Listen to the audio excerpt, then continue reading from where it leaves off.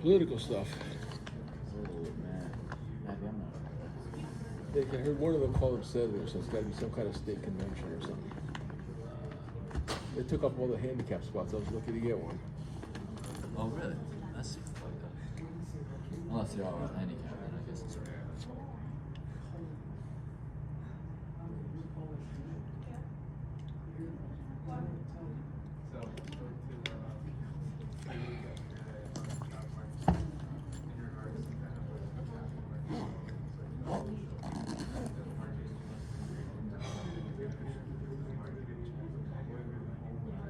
Oh, really? That's interesting.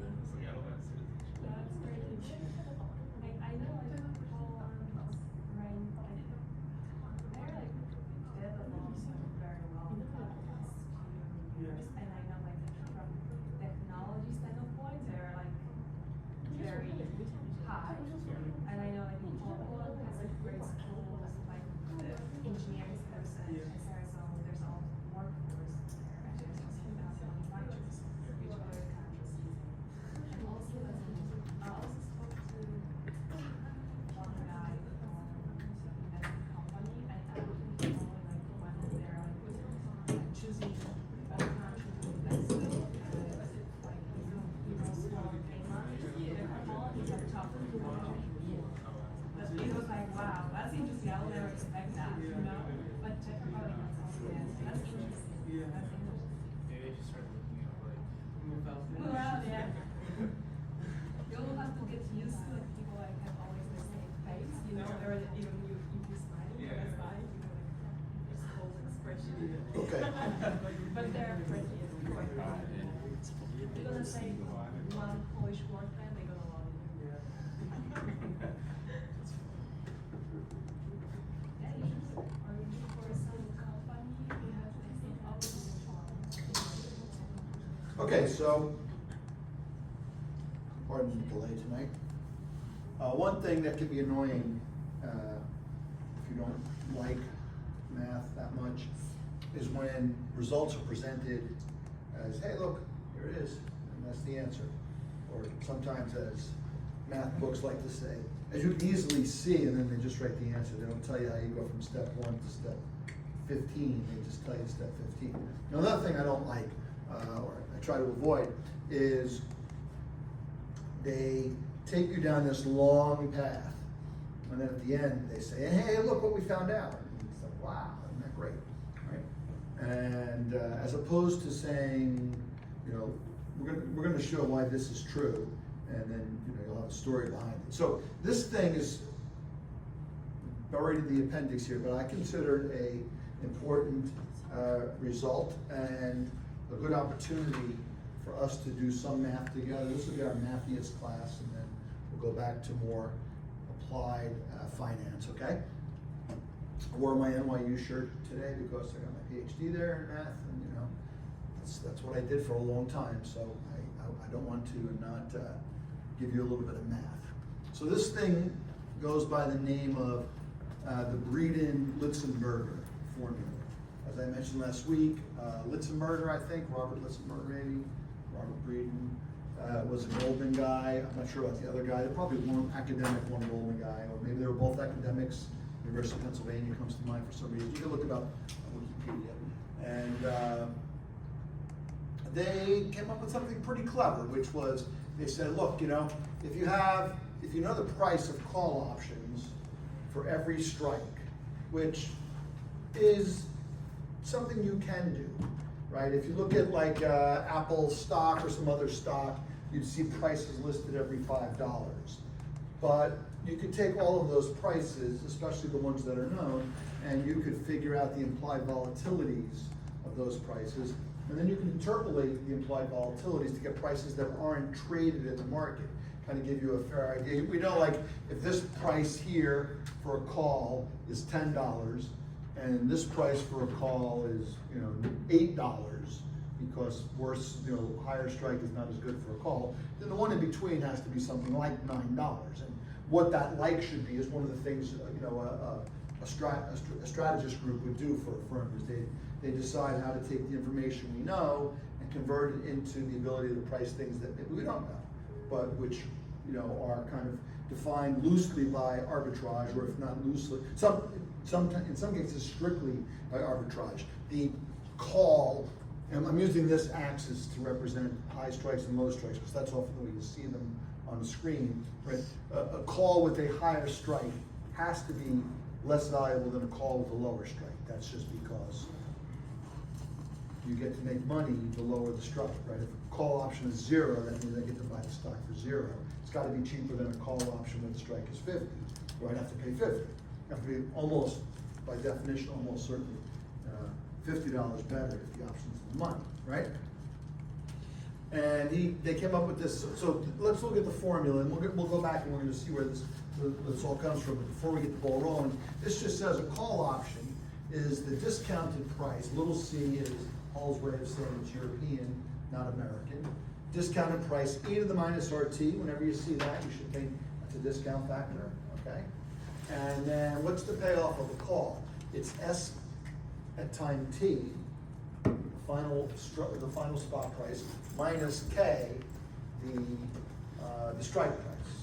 150 minus 100, you take $50. 120 minus 100, you make $20. 80 minus 100, you choose not to exercise and you make 0. And that's why the lower limit of integration starts at K. The option doesn't go into money until you're greater than K. So that's the first part of that formula in parentheses. And then the second part is G of S of T, ds of T. Now what is this? This is saying G is the density function for which S of T is aiming. When you simulate all those Monte Carlo paths from today to the future, you want to say, well, where is the spot price going to go? We know that it's driven by the geometric Brownian motion. I'm going to cover that a little more detail in a few minutes. And ds of T just means integrate with respect to T. And then by some magic, which called the fundamental theorem of calculus, applied twice, we'll learn about this too. You can differentiate the call price second derivative, so it's like a gamma, but it's with respect to strike, not with respect to spot. But the second derivative of this first line with respect to strike gets rid of all the integral, gets rid of the S of T minus K, leaves you only with the G of K, which is the density of the final spot price. Remember, in the top line, G is a function of the final price. We'll see how K pops in there. And that's the part I want to say now. We'll come back to this part later on in the class. And I'm going to do some stuff on the board now, on the whiteboard here.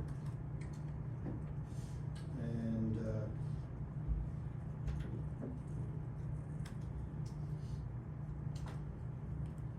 okay, so now we got.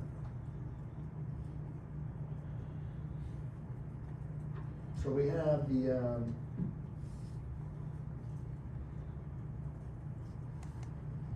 we're going to talk about probability in the Breeden-Litzenberg form. The first thing I want to talk about is, in case you've seen this before, you know what is what are the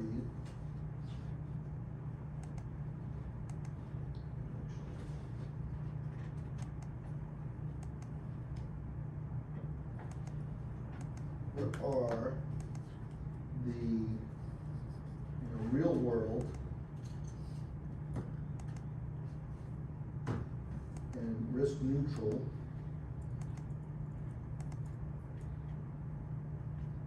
densities. So we're going to talk about probability density.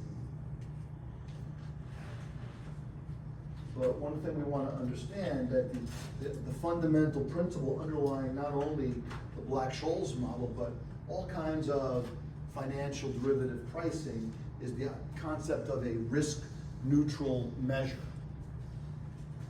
as opposed to the top line, the real world measure. Okay, so the real world refers to probabilities that things will really happen. Like, what's the probability that Tesla will be worth $1,000 a share next year? I don't know. There's some probability. Maybe it's 0% or 0. Maybe it's 0%. What's the probability that it's more than $100? Well, that's probably about 100%, right? And in between 100 and 1,000, there's a whole range of prices which are probable. And in the real world, where the real world means We all go about our business for a year, we meet back here a year from now, everything that happens in the world just happens. There's some magical series of events. If you had the crystal ball, you could, if you had the real crystal ball, you might be able to say, I know exactly where Tesla's gonna be a year from now. But you might actually have a fantastic engine that says, based on all of the things that might happen in the year ahead, I can say, I expect Tesla to be worth $400, and the standard deviation of that expectation is $150. And maybe you would even say the distribution is log normal, or maybe you'd say it's something else. Either Tesla is 200 or it's 800, and that's the only two possibilities. You can define whatever probability measure you think is the real probability of what's going to happen in the world. Okay, where does real probability work? You know, if I ask somebody to stand up and tell me their height, I have a pretty good idea what the answer will be within, you know, a foot on either side, right? You know, 6 foot or 5'10" is the middle, and a foot on either side, you pretty much get everybody. Different for women than for men, obviously, different for different nationalities, perhaps. But in general, I get, like, for example, the Dutch are the tallest, I believe, in the world, Amsterdam. They ride a lot of bikes, so they're probably the fittest. They're probably among the fittest. But, and you know, Aboriginal people of Australia are smaller than average, let's say. But you know, based on some population, there's a real world probability. And then there's this other concept of risk neutral probability. The first time you really see it in the Black-Scholes context is moving between 1954, let's say, and 1973. In 1954, this is a rough date, but you know, Samuelson said, you know, let me just change that slightly.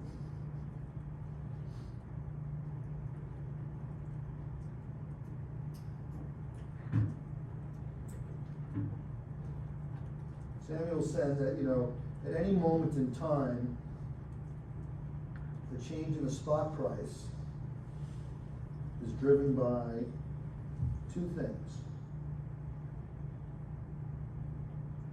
This is real world.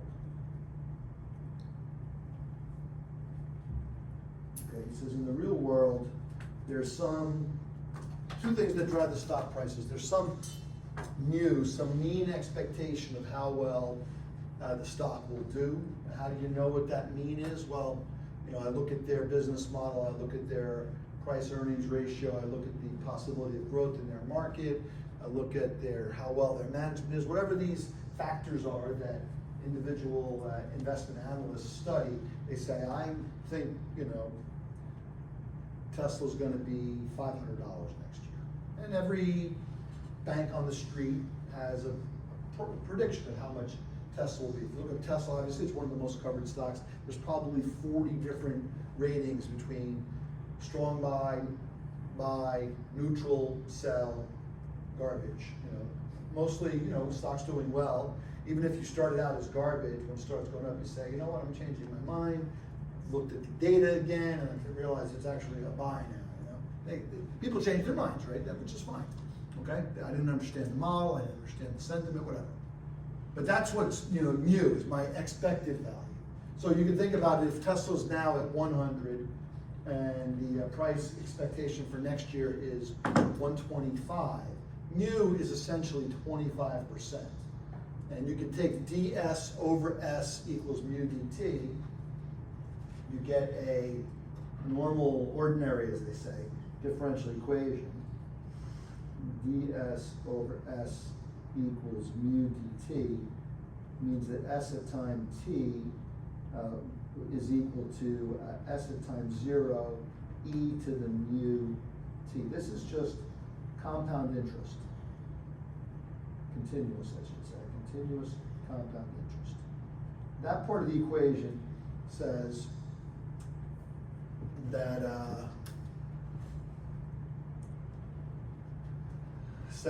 I think it's going to grow up at 25% a year, and you know, using continuous rates are lower than discrete rates. So if it was 25% continuously, and the price was 100 now, the future price would be like 130, I think. that expectation works out to. Extra 5%, is that right? I think so. Or maybe an extra 0.25%. You can put it in your calculator when you're right. But the model said, this model said, well, you know, we know there's randomness. We talked about 1904, Bachelier, French guy, said we should just use Brownian motion, but Samuel said, well, no, we need to scale the volatility of the asset by its current price. When Apple is at 1,000, it's 10 times more volatile in price as it is when it's 100, just because more money's on the table and Apple's basically subject to the same kind of shocks. Apple splits its shares from, you know, if you get a 10-to-1 split on Apple, taking the price from 1,000 down to 100, the price sensitivity that you had to those shares at 100 has been reduced by a factor of 10. That's just says, and that's what the geometric Brownian motion does. It gets that proportional aspect of the shock. The sigma is a proportional shock, and it has to multiply the S to get the size in dollars. So we're keeping in our mind separately the idea of a return, which is how much money you make percentage-wise versus the change in price, okay? And then in 1973, essentially, maybe before,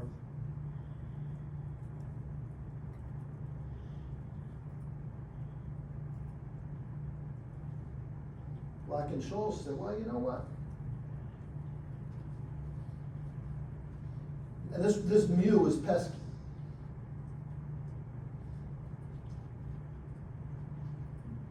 And this we'll find out, this is going to be called the risk neutral measure. I'm just going to write RN because we're going to talk about that on occasion. We don't want to write it every time.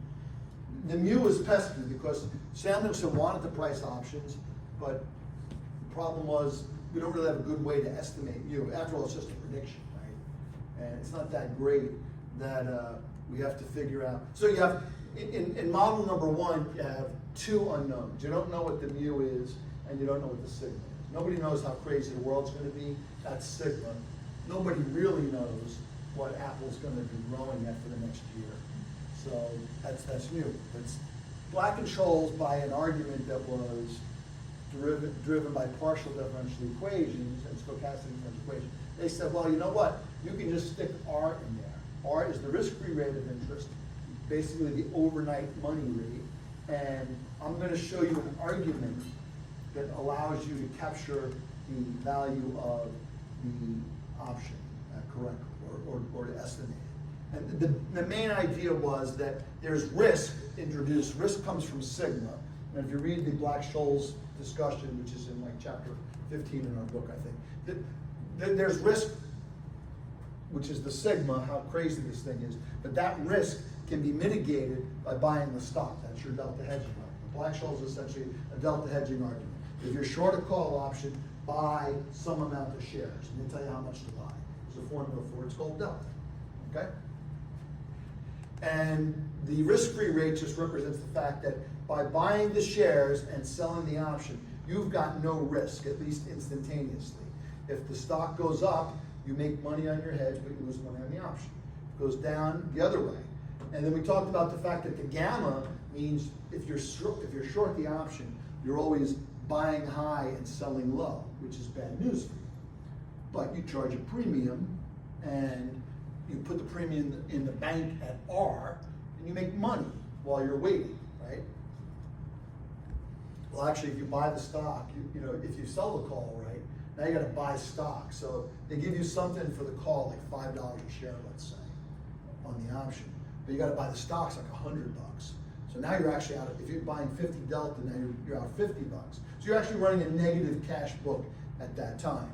But Black and Scholes show that, well, it doesn't matter, because what you'll end up with will, at the end of the day, if I guessed sigma exactly right, and if R is constant and doesn't change every night, I will make exactly the amount of money that I need to either pay off the option if it's in the money, or I'll have nothing left if it's out of the money. And if, you know, if that's the exact price, then, you know, you tell your marketing person, make sure you charge them an extra $1, so that way we make money, because we need to eat, right? Okay? And that's the risk neutral world. So the question becomes, well, how do we, you know, what is really the real world measure versus the risk neutral measure, right? So I'll show you what that means. And we'll start by an example that's more common, or even what is a measure, right? What is a probability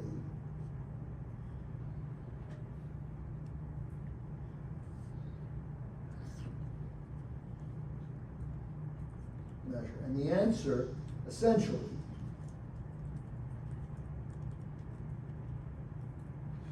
it's a PDF plus technical details. That's in the continuous case, or it could be a PMF, a probability mass function, okay? I left that one out, essentially, okay? So, what does this mean? Well, let's take the example you know about, real world. Let's say, we'll toss a fair coin.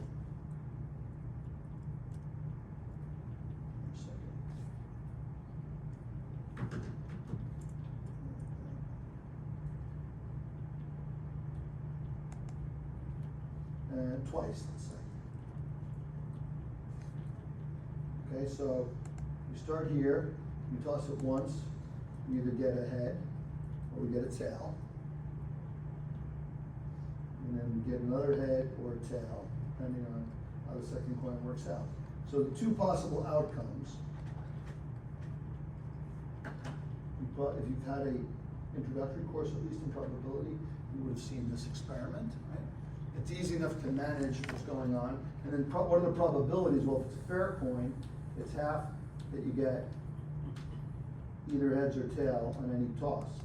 And then probabilities for independent events, that is, you toss the coin once, you toss it again. The second toss is unaffected by the first toss.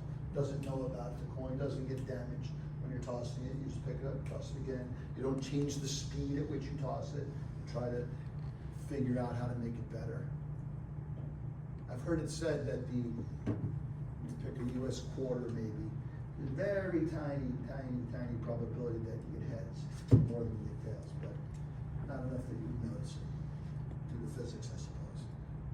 I've heard this, I haven't validated it. So a half times a half, the probability of this is a quarter, the probability of this is a quarter. All of the four events are equally likely because it's a fair coin, okay? And what is a probability measure? Probability measure says, you take this coin and you describe any experiment you want, and I will assign a value to it of the probability of it happening. So I can ask you this question. I could say, what's the probability of two heads? And by elementary math, you can see that it's 1/4. Now, what's the probability second toss is, tails? Well, by easy thinking, it's a half, but also you can just look at the things here. There's T here and there's T there. Those add up to a total of a quarter. Okay, when I talk about the technical details are what say that since the fourth outcome has a probability of a fourth, and the second outcome has a probability of a fourth, and those are the two outcomes that are in the space of the second toss being tails, they add up. If they're disjoint, their probabilities add. That doesn't have to be that way in the world, but that is the way it is in probability measures, okay?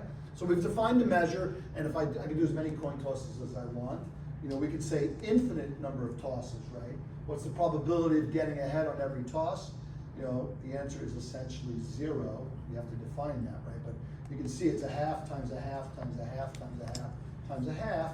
You go out to 100, it's 1/2 to the 100th power. It's still not 0, but it's still not infinity either, right? And mathematicians deal with those technical details of what does it mean to say that probability of getting infinitely many heads in a row is 0. They cover that because if you study long enough, confusion arises and difficult problems arise, and things that seem intuitive might not be valid. And you don't want to go forth in life with the rock hard assumption about something that's wrong. You want to have proof, right? If you're a mathematician or a scientist, scientists make, they try to make things right all the time, and then all the time, oh, mistake.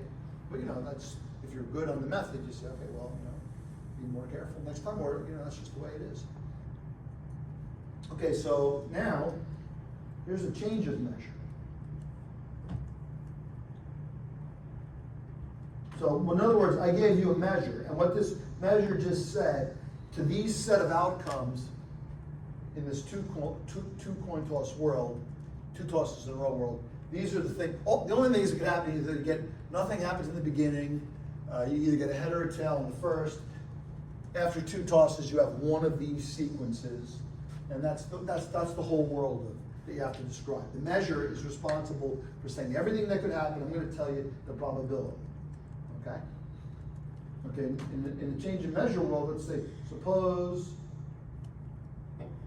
the probability of the heads is equal to, let's just say 0.4. So now, it's certainly possible that this could happen. Somebody give you a special coin, it's more likely to come up tails than heads.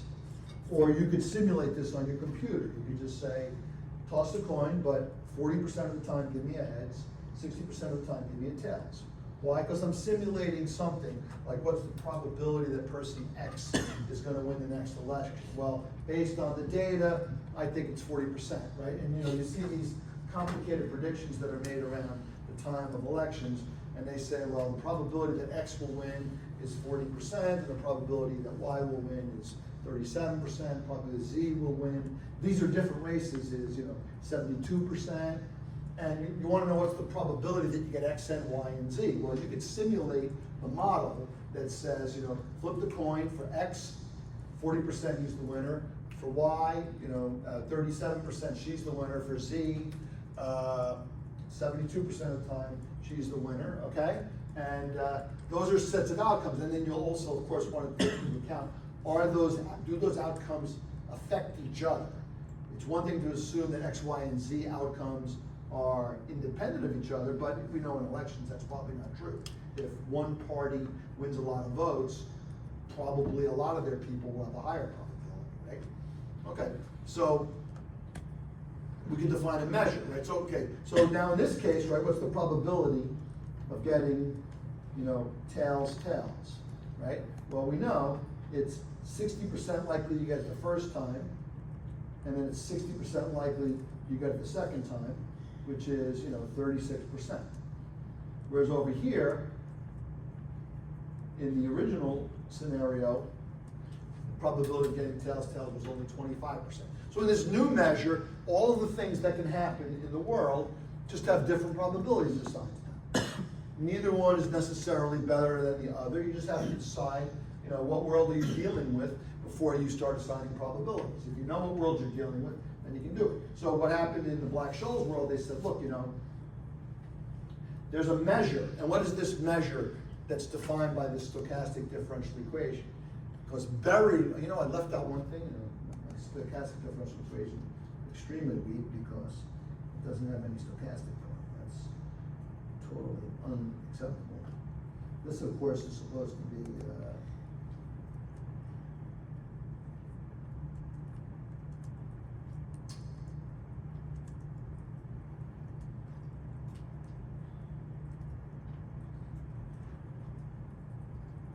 this, of course, is supposed to be dz of t, right?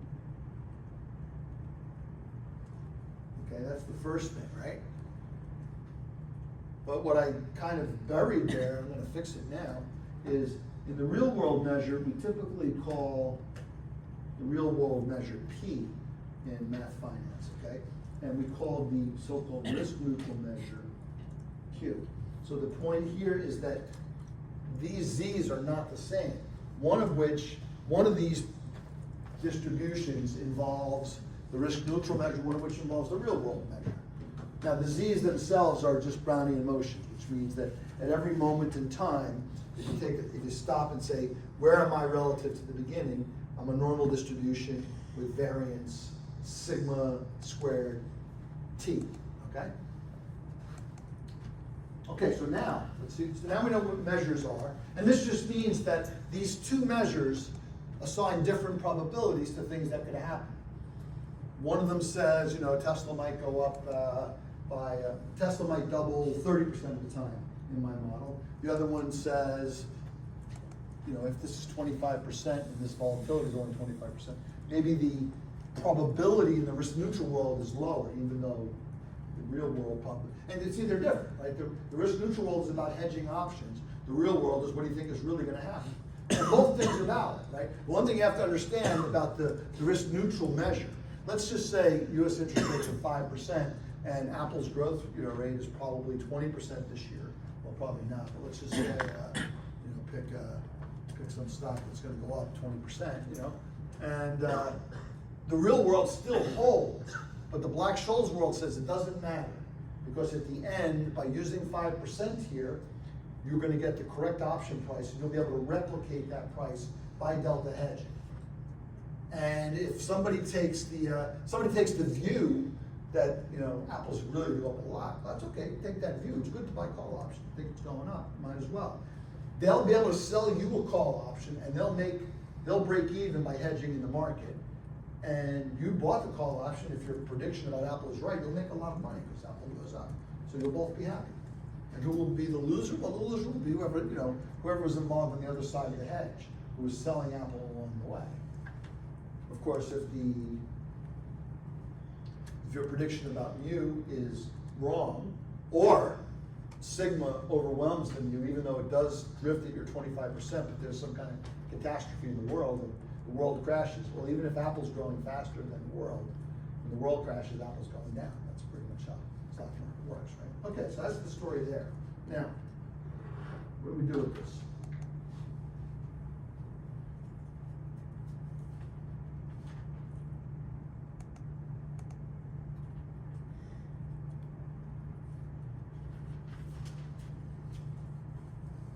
Okay, so now we talked about discrete probabilities. Let's talk about, a little different color.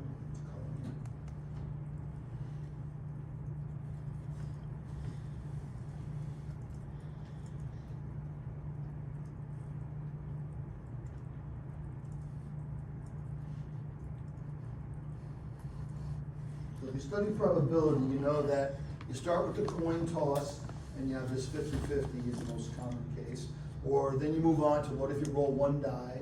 Well, each number is 1/6. What if you roll two die? It gets more interesting. Each possible outcome of the two die is a number between 2 and 12. Turns out the probability of 7 is 1/6. The probability of 12 is only 1/36. Yeah, 1/36, right? There's a whole, if you've done a course, right, you put the black die is 1 on the y-axis, the red die is 1 to 6 on the x-axis, then you do the cross product of all the possible outcomes, and you find out there's only one of them, 1 and 1, where you get the number 2, and there's only one of them down at the bottom, 6 and 6, where you get the outcome 12. Since there's 36 elements in the table, and all outcomes are assumed to be equally likely, you get 1/36 probability of getting double 6s or double 1s. And the probability of getting 7 is like all the 1 and 6, 2 and 5, 3 and 4, etc. And then you double that, you get 12, and you count it once. Okay? Because 1 and 6, 2, 3, 4, but down here I have 6 and 1. So I take all possible color combinations. Right? But then you say, well, what about, what's the probability that a certain person in this room is 7 feet tall? Well, we can look around the room and see it's obviously 0. But before the class started, what was the probability? It's a pretty small number, but it's not that small. What's the probability that the next person that walks in this door is bigger than 5'9", let's say?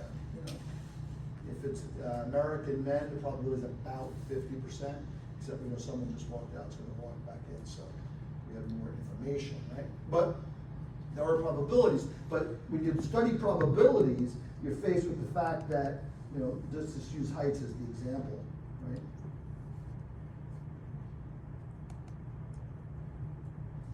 And in the case of, we typically, let's just say the median, the mean height, let's just say is, used to be 5'8" in America, now I think it's about 5'10". Americans are getting taller.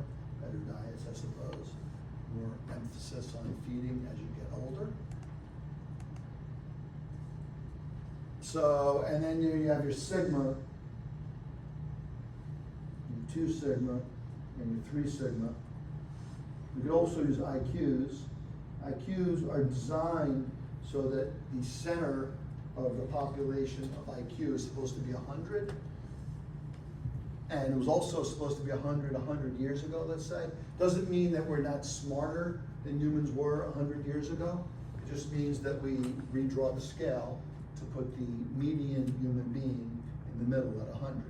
So if everybody gets really smart in the next 100 years, you know, there'll be somebody who's only 100, could be a lot smarter than Elon Musk, a genius, right? You know, whoever else your favorite genius is, right? Okay? And then, you know, for this, and of course they also standardize it so that for intellect, you know, these are the numbers roughly speaking. And you know, they measure these things periodically. I don't know when they decide to redraw them. I guess I don't know how they, you know, psychologists deal with this issue, right? But the thing is, what's the probability that, you know, X is exactly equal to 100? And sometimes we say exactly equal. We emphasize it by putting 3 equal signs. Not to be confused with the squiggly on the top, which means approximate. What's the probability X is exactly equal to 100? The answer is 0. And the reason that it's 0 is because there's too many numbers between 70 and 130 to assign probabilities to them, right? What do I mean? Well, you know, there's like, you know, what we say instead is that the probability that, let's broaden our range a little bit. We can speak about an outcome being in an interval, okay? And that's, in this case, is, what's that number? You should be able to, every finance student, every risk manager should know what's the probability of being between plus 1 standard deviation and minus 1 standard deviation. 67%. Was it? 67%. 68, I guess. 68.26, right? So you got the 68, 95, 99.7. Those are your 3 standard deviations of the normal. I'm assuming normal. And the reason why you assume normal is there's a theorem called the central limit theorem that says if you have a lot of things that are approximately the same but with some dispersion, in the end, the average is going to be normally distributed. And it's good enough for our purposes. But you can't say, no matter how tight I draw the interval around 100, like 99.9999 and 100.0001, let's say, you know, that'll be a small probability, but it's still an interval. And what it really comes down to is when we go to density functions, probability is defined in terms of area. Right? Oops. I don't think that this has an undo button. Probably its own fault. No, it's not kind of twisted.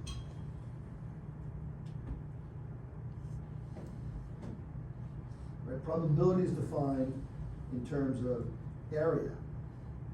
And what's the area under, let's sort of this thing, what's the area of a line? And the answer is lines don't have area. Lines are one-dimensional, they don't have area. So the probability of being exactly 100 is the area of this pink line. Lines don't have area. But any interval, as long as it's an interval, does have area. And in particular, the case we talked about, right? You know, this is 68% because of the normal distribution, okay? So that's the move from coins and dice, discrete outcomes, to continuous outcomes, any number between 70 and 130, let's say, is that we have to make a concession. You can't define probabilities for a number, you can only define probabilities for an interval, okay? But that's your probability density function. Now, the normal distribution, of course, goes negative, and nobody has negative intellect. It also goes to infinity. Nobody has infinite intellect. That's maybe someone does. That's a philosophical question. Okay, but negative intellect probably doesn't make sense. Or in the case of asset prices, we might complain about using a normal for asset prices because stocks can't go below zero, right? That's just the nature of stock markets, is that if your company becomes zero, that's it. This is credited with starting maybe in Italy in like the 1400s, I think, or the 1500s, where people could incorporate themselves as a business. And if the corporation went broke, that was it. People were not affected. This gave individual entrepreneurs the courage to risk their life savings on a business adventure. I want to start a new winemaking operation, right?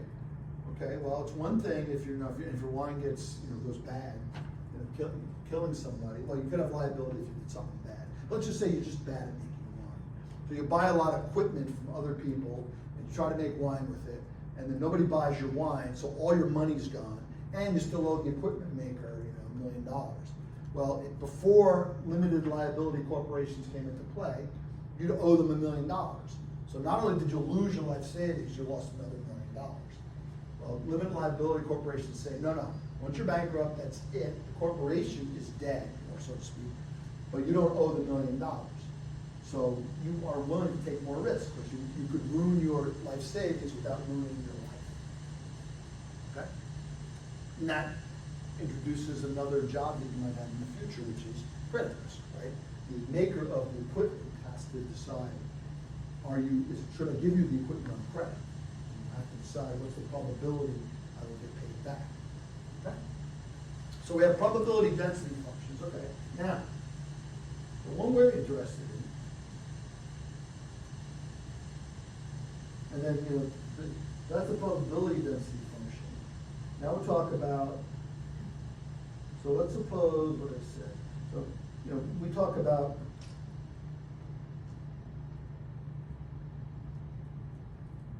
Random variables.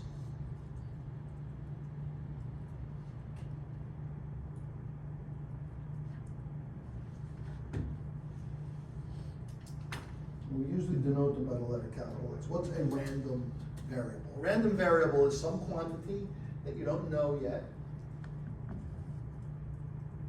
And not only do you not know it, but you only know about it that it will take one value in some range of values defined by a probability distribution, or a probability density function, let's say.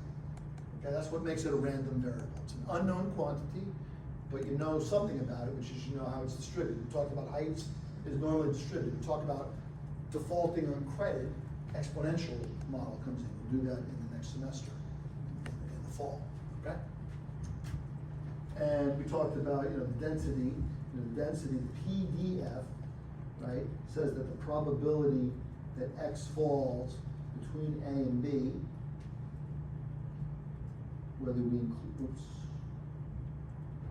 include the endpoint or not, is equal to an integral of the density function. We use P of X dx. Okay. And if this was a discrete distribution, like what's the probability of getting a 7, integral will be replaced by sum. Remember, whenever you see an integral, hiding underneath it is a summation, but it's just a summation over infinitely many terms, okay? And we also could write, the so-called CDF is the probability that X is less than, let's just say, D1, will be start at minus infinity, go to D1, and again, the same density function. So the cumulative distribution function says how much probability accrues starting out at minus infinity until you get to D1. I picked D1, of course, because of the minus. That's what goes on in the Black-Scholes model. Not every variable, not every random variable takes negative values, so you might start at 0. But if it doesn't have negative values, the first piece of it will just be 0. There's no probability, and then at 0 it will start going up, right? And we might as well go ahead and say, you know, where we headed with this, right? The probability that the spot at time t is less than some number k is just gonna be equal to the integral of, from negative infinity to capital K, of the density function used to describe S of t. Okay? So what's the probability that we are, and when is it relevant? Who likes it when the spot is below the strike? There's two different answers. I'll take either one. Who roots for the spot to finish below the strike? Either the person who sold the call, that would be one person, because it's out of the money, I don't have to give them anything. Who else would like it? The person who bought a what? Put. Or who bought a put, right? These are the scenarios in which puts pay out. You bought an option with a strike of 100, you say, oh, the market goes down because I'll cash my put and make some money, if you're a speculator. Or you're an owner of shares and you're worried it's gonna go down, so you buy a put to protect yourself, okay? So now we see that we can, this here already is the probability that a put is in the money. And I'll give you a spoiler here.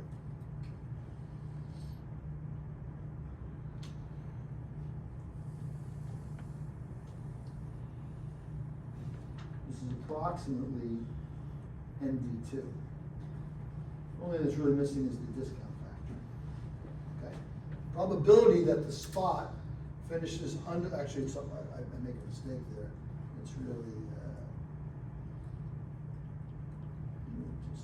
just small error there. ND2 is the probability that the call's in the money. It's approximately 1 minus N of D2, which is probably N of minus D2. I can get that wrong, but I'm just gonna leave it up there for now. Okay. That's right. We talked about that last week. If you take the probability in the right tail and the symmetric probability in the left tail, and you add them up, so move the negative to the other side, you get 1. Okay. But this also just comes from the Black-Scholes formula for the put. Okay. And that's only going to be true. I put this spoiler here. I said this probability is exactly n of minus d2. What assumption did I just make on little f? What's the model assumption? This is a good question. A lot of this you won't have to necessarily recant anywhere else, but you probably do want to be able to say, what is the density function f here? What's the model assume about the value of the spot price at the time of expiration? It's what kind of distribution? Close. You need one more syllable. Log normal? It's log normal. Right? The returns are normal. The spot prices are log normal. In particular, the log normal has the property that this is y equals, let me change that. This would be x is distributed like a log normal. We'll find out what log normal in a minute. Or I guess I should say,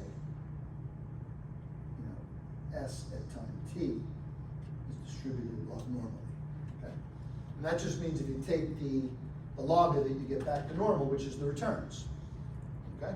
So this f is the log normal distribution. We haven't seen it yet. We don't normally see it, but we'll talk about it a little bit. We just integrate the log normal distribution up to k, and that's the probability that we end up below k.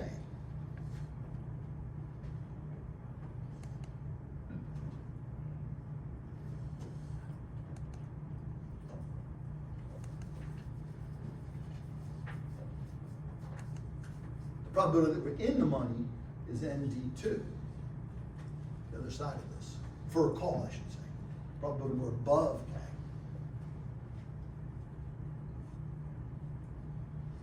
Okay, so now, where do we go with this?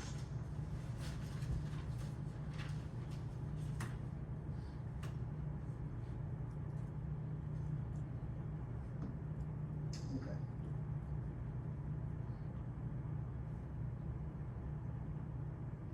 the next step is, I want to remind you, if you've seen this before, about the fundamental theorem calculus. So calculus says the following. Let capital F of t be defined to be the integral from 0 to little t.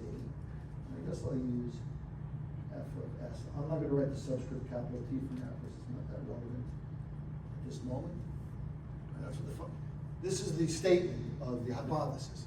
F, capital F, is some function, and it's defined to be this integral. Notice that the variable, which is little t, is not in the integrand, it's in the upper limit of integration, right? So what that really means is you've got, this is, let's call this y equals f of s. This is some probability distribution function which has the integral of f of s ds equals 1, right? Probability always adds up to 1. It's never negative. I don't have, the s itself can be negative. Let's just say this is s equals 0. Our s won't go negative, but this could be a negative. Okay. Fundamental theorem says, well, you know what you do is you take all the area, and this could have an infinite tail or not. You take all the area up to distance t, and this area, this is the value of the function f. Just take all the area that you get by rolling this out to little t, and that area is what I'm calling f. The fundamental theorem says then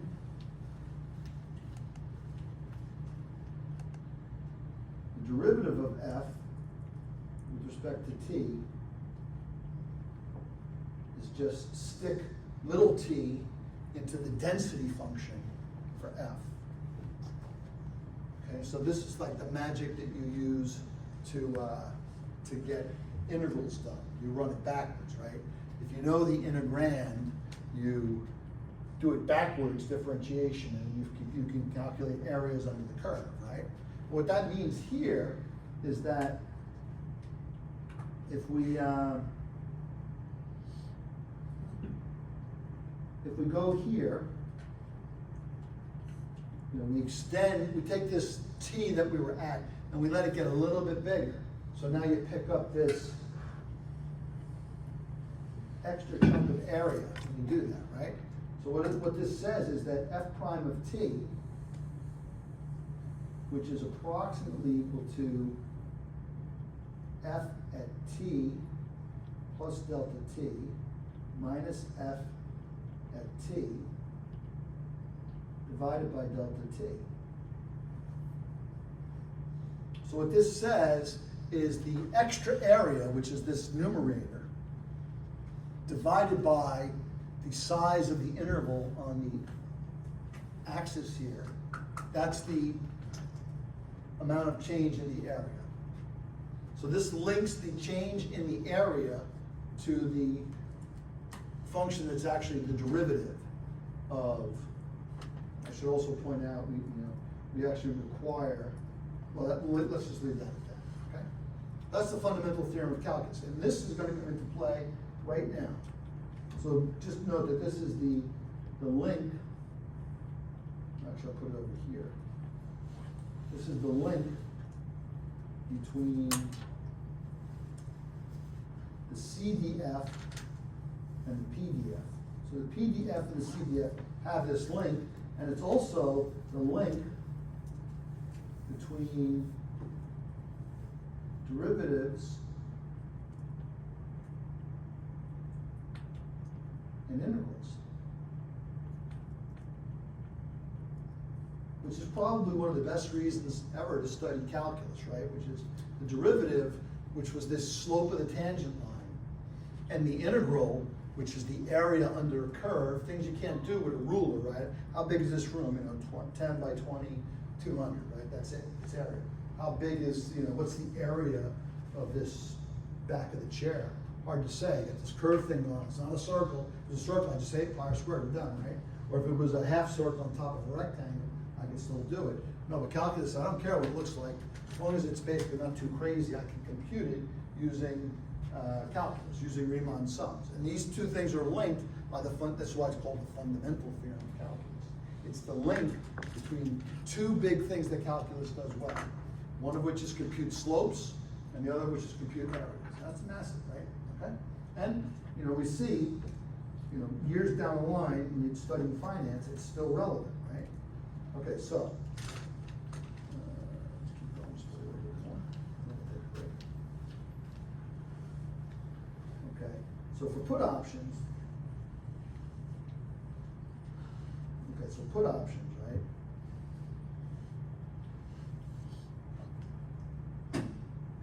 Which are in the money. Let's just say, let me change that a second. The probability,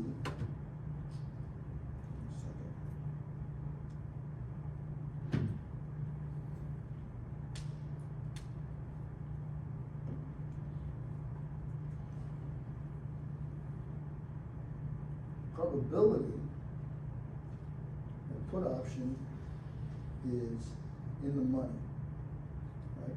It's just equal to the probability, we just talked about this. It's the probability that S of T is less than K. That's what puts the put option in the money, right? And that's just going to be equal to the integral from 0 to K of F of S of T ds of T. And what we want to highlight, this is equal to, we're going to call this the Q of S of T being less than K. This is the risk neutral probability.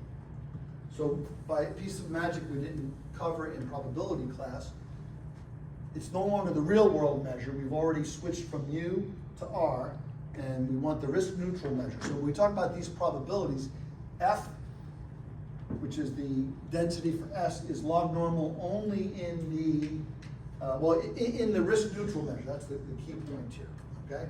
And after Black and Scholes finished their work in '73, other finance people and math people came in and put it on a more general basis that's based in probability. Black and Scholes did it with partial differential equations. The answer involves probability, but a couple of guys, Harrison and Pliska in particular, and Krebs, you know, these are finance people. One of them, University of Illinois, one at Carnegie Mellon, I think, did the work to start from probability and get to the answer. Okay. Okay. So what's the put price? The put price will depend on the strike. This is pretty obvious, right?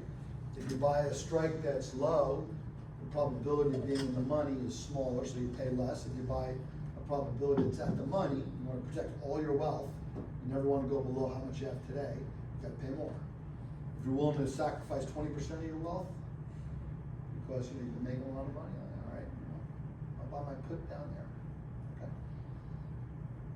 So put probability, the price of a put is equal to the discount factor times the expected value in the risk neutral measure of K minus S of T positive. Okay.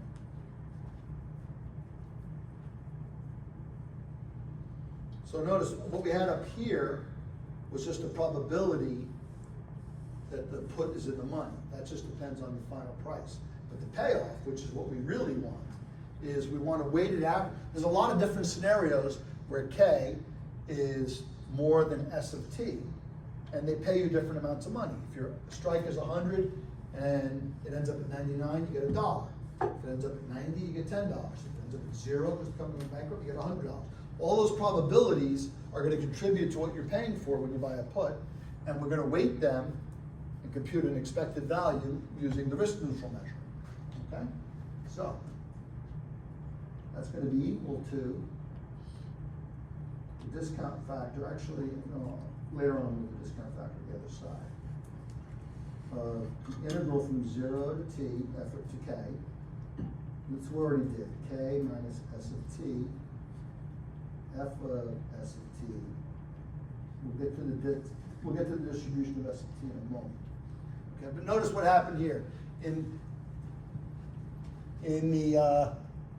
the square brackets here, I had the plus sign representing the optionality, right?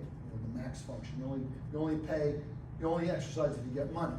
Here, I got rid of the plus sign, but that's because instead of going from 0 to infinity, I only go up from 0 to k.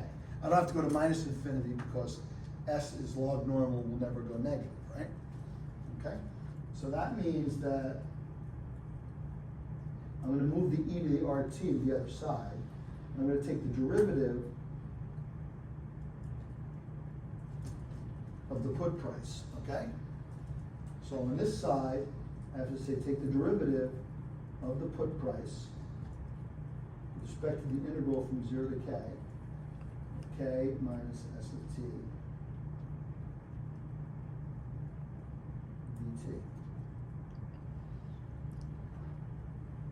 S of t. And then there's a theorem in calculus that says if you differentiate an integral, you can put the derivative inside the integral.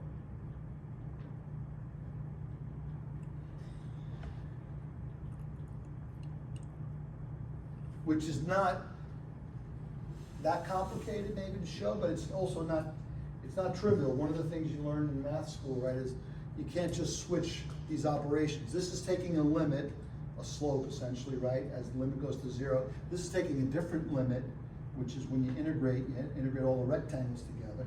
Now you're saying, you know, you can add all the rectangles up first and then differentiate with respect to that variable. Or if you want to, you can just differentiate in here and then add up all the rectangles that you have left. Because two different orders, not guaranteed to always be exactly the same, but in this case, for our purposes, it is the same.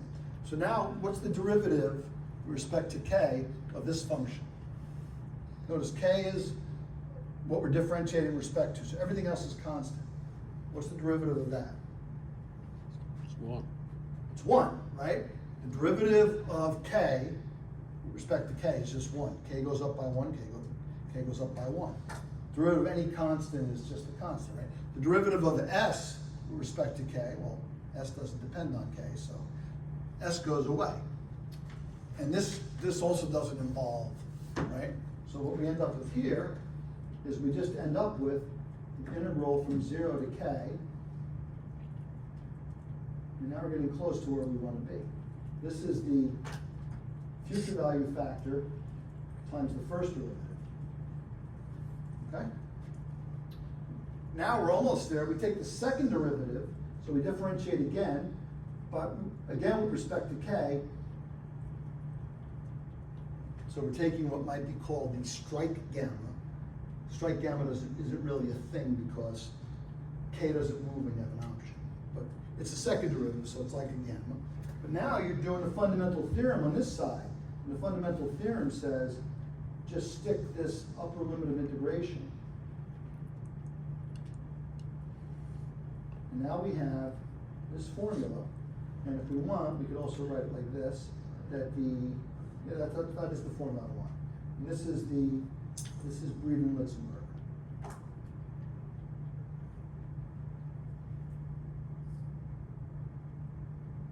Okay. Now, why is this interesting? I hope it is interesting to you. Why is it interesting to me, and why I think it should be interesting to you? This says that f, which is the density function that's being used in the model, can be recovered if you differentiate all the strike prices with respect to capital T.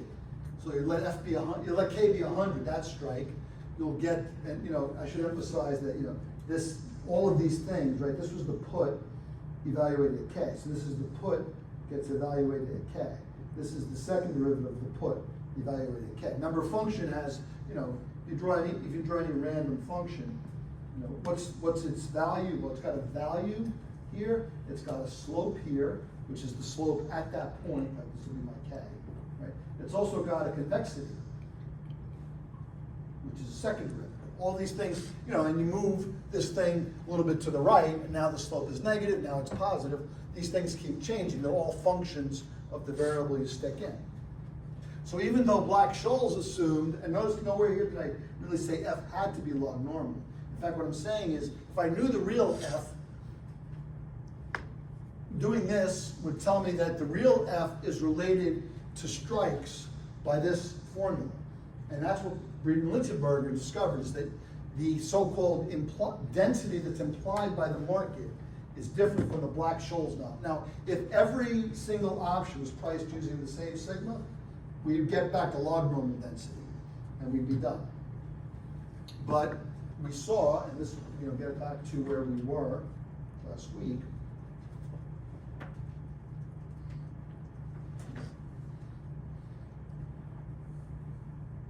What we did last week was that's where these pictures come from. These pictures say, hey, you know, the Black-Scholes world says, you know, the at the money vol is 20%, and you get the blue line, and that's the distribution of returns, right? But the real world options say, no, there's more tail over here, there's more tail over here, and you get these numbers by differentiating, applying that formula. Okay, let's take a break for 10 or 15 minutes, okay? We'll pick it up after the break. There was good free food outside. I don't know if it's still going on. It was impressive. I didn't get any, I noticed it.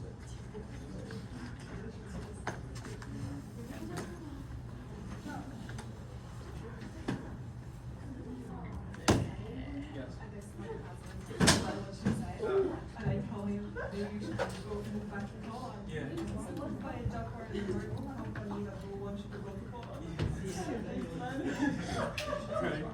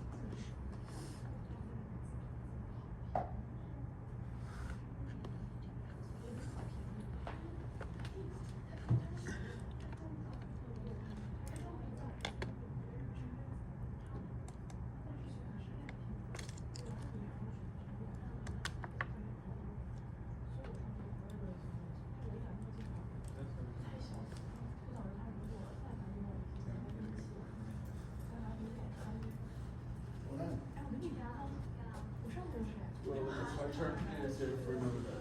What's that? My turn to do this here. 出发的时候应该就是时间走了，完事后来提前一晚上，我凌晨1、2点那会儿我们俩准备走了，把你们给翻掉。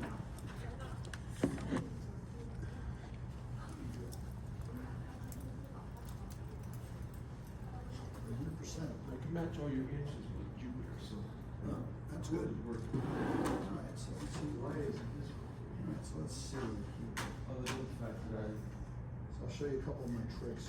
did it from Anaconda. So whenever I get a squiggly, I'll go like this. I'll go Alt, Enter. Hopefully it works the same on Mac. Save Scholes to dictionary. That's what it is. Okay, that's okay. It works. That's Windows good. So now that word is done. So now the first thing here. Let's see if we got any imports. Okay, so all right. So let's see what your file structure looks like.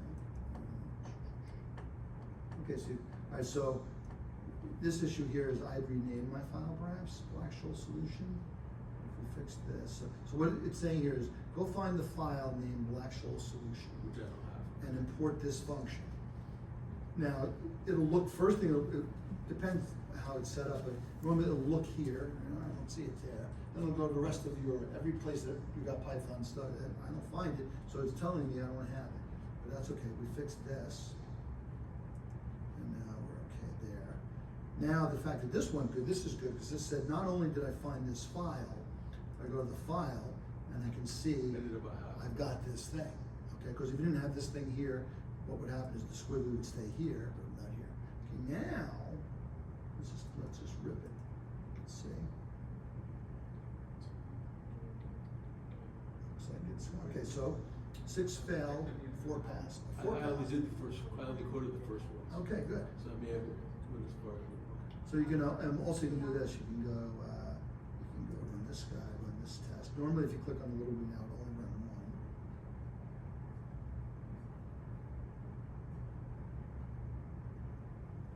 Okay, that one worked, right? And then, we can run the whole thing again. I'm guessing the failure's gonna be down here. Let's just run this one. Yeah, so what'll happen is, and then what'll happen, this is why I like, on Moody Python, it'll tell you, I'm running this test, and I get the failure right here, type error. So it actually tells you that the type error is unsupported operand for types negative, for types dash. So the way, what this is kind of hiding is that in this test, it's trying to assert that it's almost equal.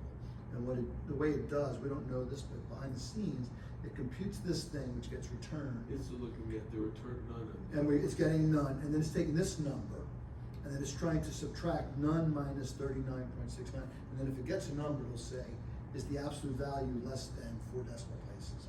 And if it does, it'll say, yeah, that's good, you're all set, right? But it says, I can't do this. So the error tells you exactly where it is. And then like you could say, okay, well, why did that happen? So you might hypothesize, like, let me right click here and go to, go to the implementation. You go to the implementation, here's my data, let's see. And you look like you said, it's just returning none. But if it was not returning none, let's say you had some formula. 我想回家。 How does that subtraction take place? That's hidden. This thing called assert almost equal. Like with Jupyter, I did 2 separate cells for the call of the one delta and the call of the other, and then subtracted from the third cell. Well, but you know what? If you, yeah, but what the Like test. Like for DS, how are you coding it for DS? I don't think that's good. You're just hard coding it one time inside of the loop. Well, that's kind of, I guess, the challenge in a way, but yeah, so one way to do it would be, so for here, Those right? should put a couple of things there. Yeah, so what we might do here, right, so let's see, it says apply the central, this difference formula. Right, so what you're gonna do here is you wanna compute vega, right? You already know, because you created this option, so let's just stop it when it gets here. With the debug icon, and it will run until it hits this red ball here. Just a second. Okay, so it gets here. I'm coming here and see, well, what do we got? Well, we have this object has this 100. It's got the computed T1 above, right? But then it's got a sigma, right? So what this is suggesting we should do is it's suggesting that we should, what does it say here? Right, apply the centric difference formula. So what it's suggesting we should do is we should create 2 new options. Let's try this. Yeah, oh yeah, it does.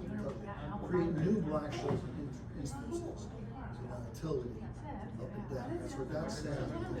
Let's make And this. you put a one-time instance, like we're doing DS or DR, I guess it's difficult to understand. And you're feeding in a DR or DS. How are you adding that in? Are you just doing it one time manually overwriting inside the window? You could do that, but my suggestion was to do this. Make a new Black-Scholes method. And we want to have, for spot, we want to pass in whatever spot is. For the strike, we want to pass, notice you have to use self to Yeah, operate. I Right, you figured got that I had to do something with everything on Yeah, right. And then here, we want this to be self.r, and we also want a self.q. But now we want self.sigma plus d sigma, right? Okay, so that'll be a new option, right? And you do the same They ask thing. people what to put at the top of the global list. Yeah, so To you get that. can do that too, right? You want to stay away from globals if you can. So now we right click here and say, let's just do this, right? And then we make this a minus, right? Might as well just show it. Now what we do is the price up, what's the price up going to be? It's just going to be BS up dot call price, right? And then this one will be BS.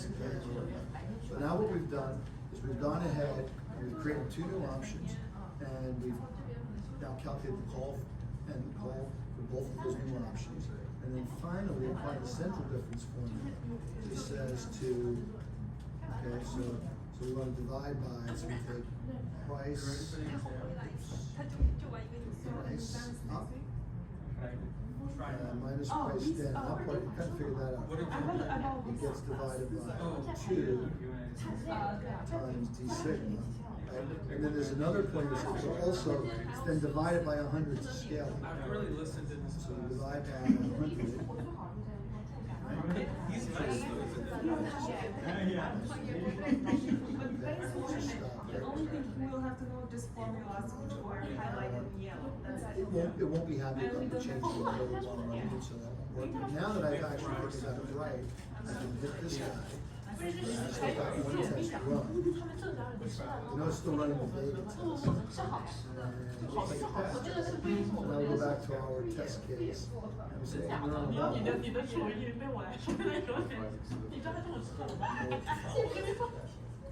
Okay. I should be able to do the rest. I'm sure you would have got that, we just did together to show you that. And it turns out for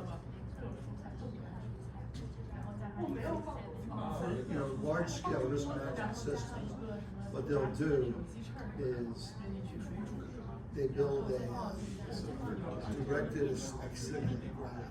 And that does is take every risk factor, market risk factor that the firm was exposed to.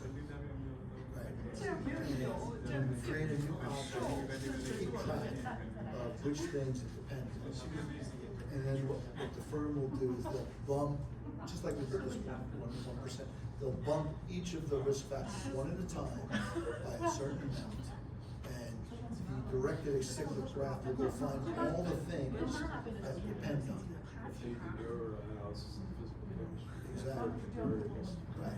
And then you get back, and what they'll do is the first thing they'll do is go in the whole book with the market parameters of today. So you got the closing value of the book, right? And then every scenario that they're interested in, they'll compute all the things they need for it. And then when they want to compute the Greeks, they figure out which of the scenarios apply to this group. In our case, we did, if our method of doing Vega is bump up by 1%, down by 1%, every option will have the up scenario and the down I scenario. couldn't do that. Some of them it wouldn't do automatically. It's totally wrong answers. You have to do these specific. Well, we could do, now, if you took, there's a closed form solution for Vega too. Just like this, it looks, I had to look at Jupyter. right, it looks something like this, right? And it might even be the case that the closed form solution might get you within 0.0001, in which case you'll be passing, even though you didn't get the assignment right. But that's life. If I made it tighter, probably I think I often see these tests where a good number of places, probably 6, because a lot of times almost any floating point calculation should be able to get right, even like 10. And then once you get to more than 10, jitter comes in, and then when you get to 16, actually precision of IEEE computing floating point standard. So you're never going to more than, you know, if you say, are we within e to the minus 18 of each other, and the answer would be, well, no, I don't know. This is random counting, that makes sense. But 16 is kind of at the border, 15, you could probably get a lot of them. When I do stuff where when I think I'm going to say it twice, I always ask myself the question, how big is the error? So how big do I make epsilon before it starts to say we're not the same? And then to see that if I have a lot of errors with like 1% or 2 or 1/10 of a percent or 100%, I say, well, I probably have something that I don't understand happening. And I don't know. But if it's like every error is e to the minus 8, or avoids any 1 e to the minus 8, it's as good as it comes together. Now, if I was sending a rocket ship,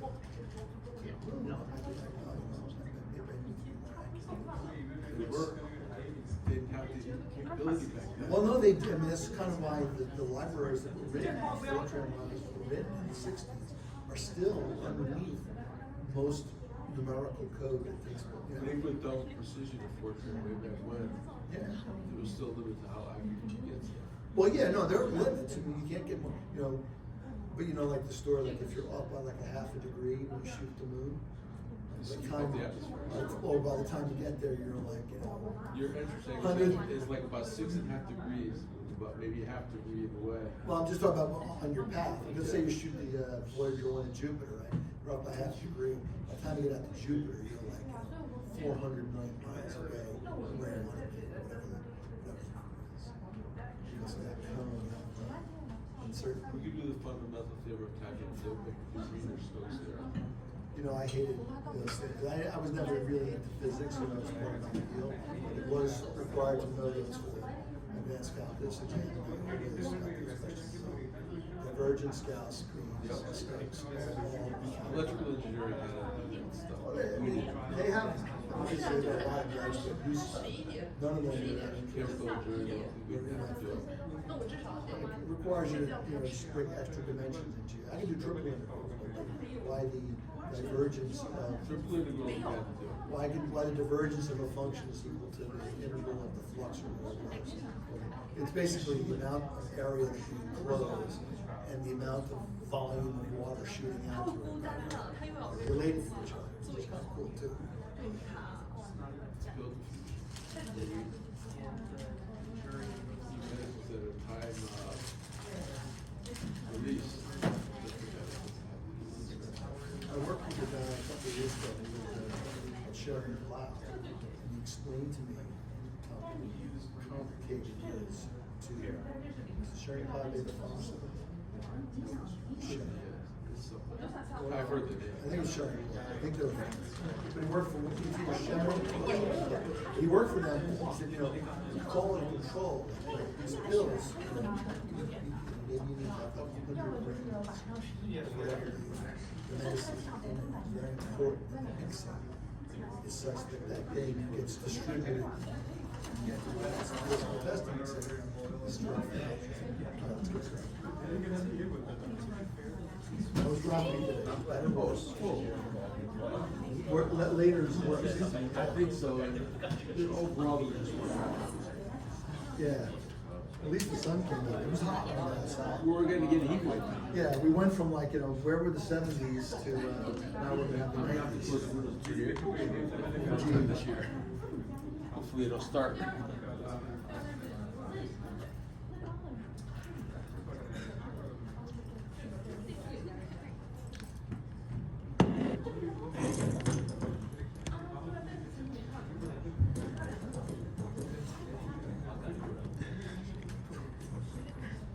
Okay, so we're gonna start again. So,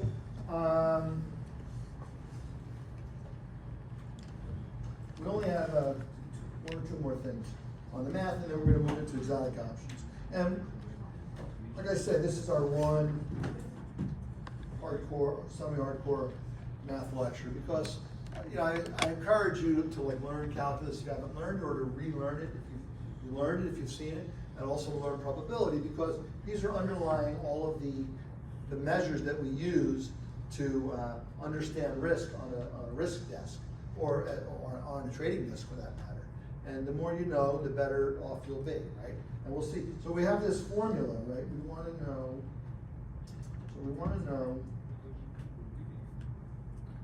we need to get this second derivative.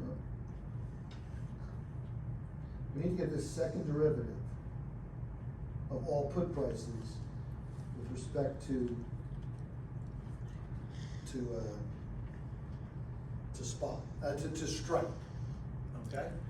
And the question is, you know, so Breeden Litzenberger said, well, look, you know, if you know all the put prices, and in theory you do, and here's why you know them. If you say that this is, you know, this is SC, this is K equals 0. You know, this is K equals, let's just say 200. You know, and 100's your current level. And we have a picture that looks like this, right? These implied volatilities, this is sigma as a function of strike. So this is the sigma axis, right? Versus the strike. Every infinitesimally small dot making up that blue smile is associated with an option price, and it's associated with a strike on the K axis. And in the market, you know, even if you're trading a very liquid market like currency options, we talked about the risk reversal and the butterfly last week. You might only know 5 prices, but knowing 5 prices, because those are the instruments that trade a lot, you have to make prices in between, which really means interpolation. Even potentially, you know, if this is 10 delta, so we have the 25 delta, what do we got here? We have the 5 prices already. This is the 10 delta, 25 delta. These are the puts. This is the at the money. This is the 25 delta call. This is the 10 delta call, right? You know, these things trade liquidity in the FX market, and we talked about the fact that FX traders will know the relative value of the upside versus the downside. That's the risk reversal. They'll know the relative value of the wings versus the at the money. That's the butterfly. Knowing these things, they can make opinions. Like, you know, the risk reversal gets really expensive. They say, maybe I should sell some upside options and get back the downside options because it's better volatility value. But they will get calls from clients, let's say, or from customers, mostly from clients. Corporations are the ones that really trade FX options the most. And they'll want to have a price that's not one of those pink dots. So they need a method. And it's pretty easy to see what you want to do if you want to price this option in the middle here. You know, if you want to have a price here, you know, K question mark, well, what number should you use for the sigma? Well, clearly the number for sigma is probably going to be in between the 10 delta pink and the 25 delta pink. What should it be? That's a modeling problem. I need a way of taking things I know, the pink dots, creating something I want, which is the blue continuous line, okay? And they'll have an algorithm for that. So in theory, they can price infinitely many options. Now, it does get more complicated when you leave the pink dots to the left and to the far right, then you're extrapolating. Extrapolating is always much riskier than interpolating. You know, for well-behaved functions, it's pretty clear that the blue line has to follow the pink in the way it does. What happens in the edge, it's not as clear. And it could be the case that, you know, for certain options, this thing might just dovetail off to the side, or it might skyrocket even further. Which one it is, you don't really know, but you'll have to make an educated guess if you're the trader or the quant, right? Okay? But so knowing all these things, we have an infinite amount of prices, and Breeden Litzenberger says if you differentiate them with respect to strike, you'll get this implied risk neutral density, and that gives you the question, you know, that enables you to determine what is the market's opinion. Hold on a second. The normal distribution of returns can be contrasted with the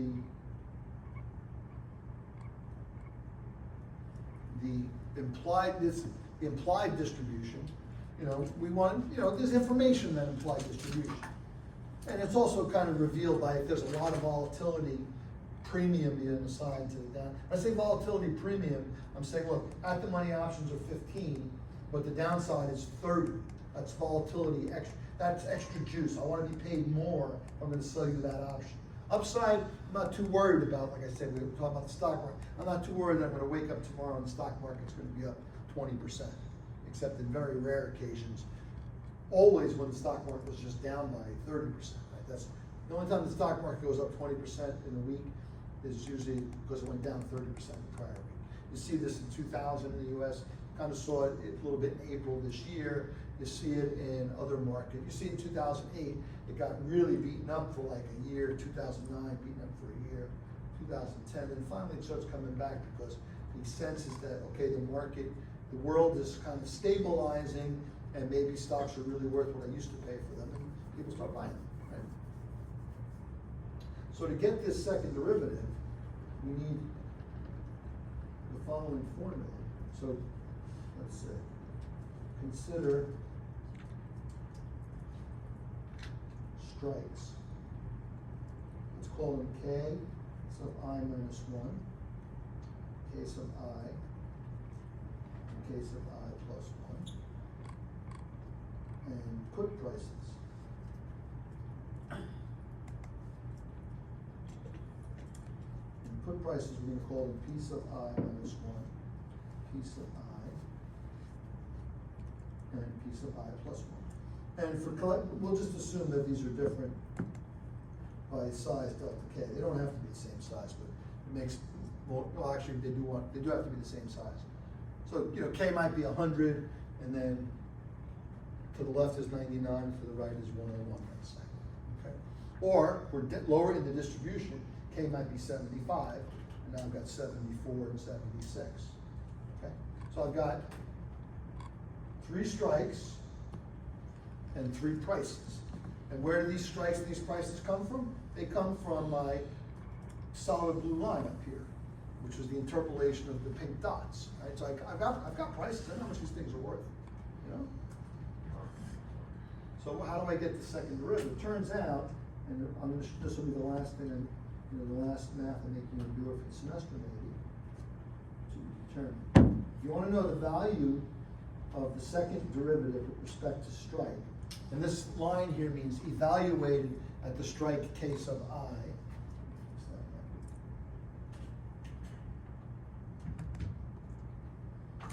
It's approximately equal to this formula. You take the upper price minus 2 times the middle price and add it to this all over delta K squared. So Breeden-Litzenberger tells you what you need. You have to create an interpolator to get all the prices that you want to stick in here. But once you have a whole, let's say you have 100 prices from, you know, whatever you consider the lowest possible price in your interest window, $50 to your highest price, $100, or $200, let's say. It doubles or it cuts in half. Nothing else is going to happen in the next month. Then you apply this formula. Okay? This is a formula to approximate the second derivative. Okay, now why is that the formula? That's the last thing I want to show you. Okay, last pass, other most valuable thing that you learn in calculus class besides derivatives and integrals are Taylor series. Right? Taylor series says here that if you want to know the price, what happens to the price of a put if you move the strike up? First of all, should it be positive or negative? If the strike was 100 and you move it to 101, what happens to the price of the put? Think for a second. I have a strike, a put with a strike of 100, and I'm comparing it to another put with a strike of 101. The new price higher or lower? Should be higher. Should be higher because? It's higher probability it's going to be taken. Higher probability it's in the money, so you can peel the model, probabilities will add up. Also, every time the 100 exercises, the 101 also exercises and makes extra dollar. So that's more valuable. Unless there's like 0 probability of either one happening. Okay? So it's strictly greater than or equal to. Okay. Taylor series says, well, I'm going to tell you how to find that price. You start with the price you know, the price of the 100 strike. You add the first strike derivative times the delta K. Delta K happens to be 1 here. Then you add the second derivative times delta K squared all over 2. It's really 2 factorial, but 2 factorial is just 2. And then you get an error.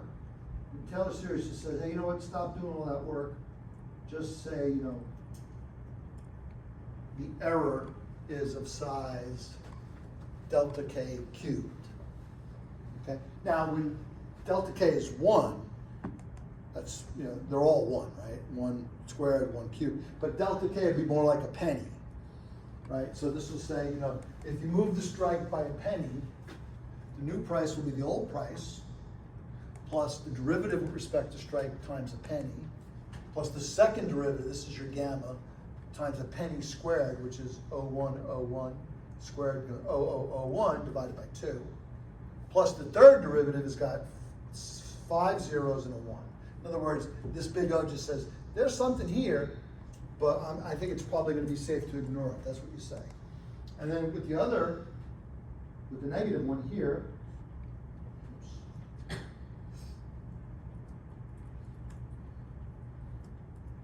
okay, now what about if you move the price down by a penny?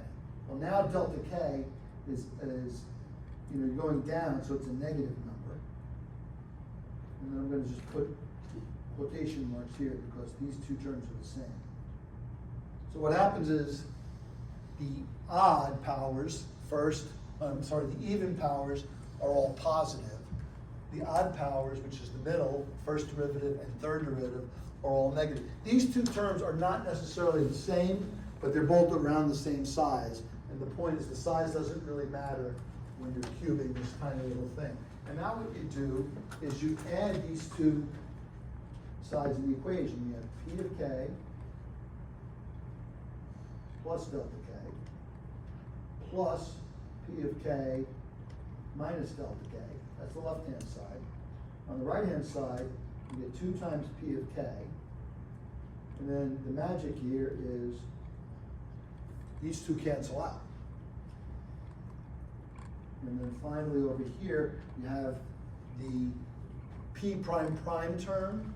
This would be nicer to, and you add it and you get 2 of them, so you get P double prime of K, delta K squared. And there's 2, so it's a half and a half, you get a whole, right? And then you move, I'm going to move the P double K to this side. P double prime of K, which is, you know, D squared P K, is equal to, and on the other side I've got P of K plus delta K. I'm going to subtract P of K, I'll do another one in a second, minus, I do P of K minus delta K minus P of K. I'm going to put that in parentheses. Okay? I'll show you why in a second. And I need to bring the delta K to the other side. So I guess I should have written this as minus 2 P of K to go with the formula we started with. It's this piece right here.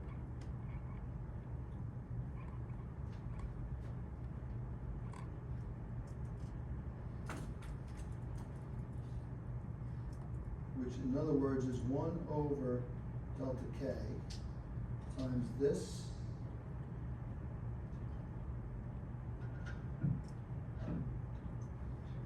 over delta K minus, oh, I have this one wrong. No, this guy is plus.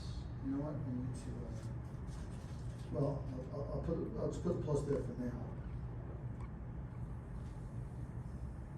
Let's put a plus right here. I had minus. It's supposed to be plus. I'll write it this way.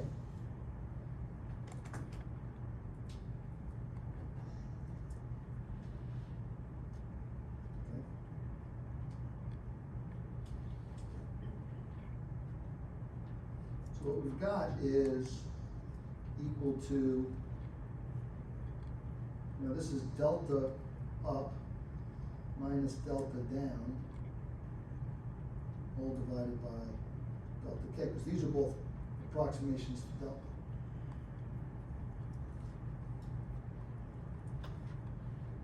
And then the last part is that the error, now what happened to the error, I just divided, I had this delta k squared, I've divided everything by delta k squared,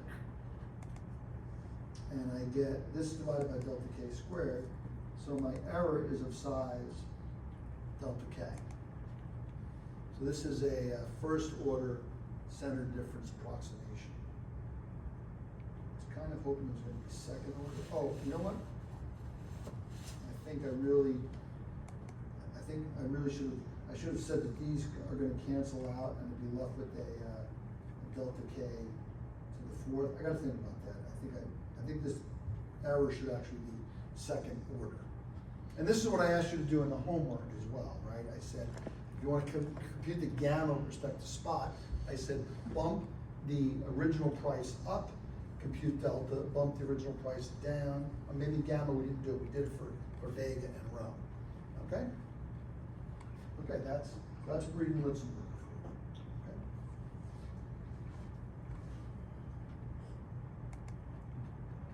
Finally, let's change the computer here.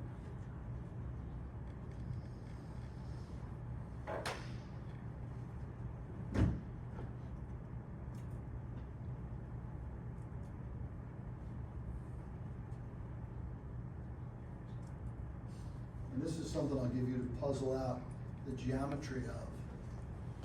Here he uses, instead of k minus delta k, he just uses 3 strikes. And these are the prices. He does it with calls, by the way. The calls, the math is just ever so slightly trickier because the k that we had in the upper limit of integration is in the lower limit of integration. The formulas all work out the same, but it involves a negative sign that has to be flipped like twice to get back.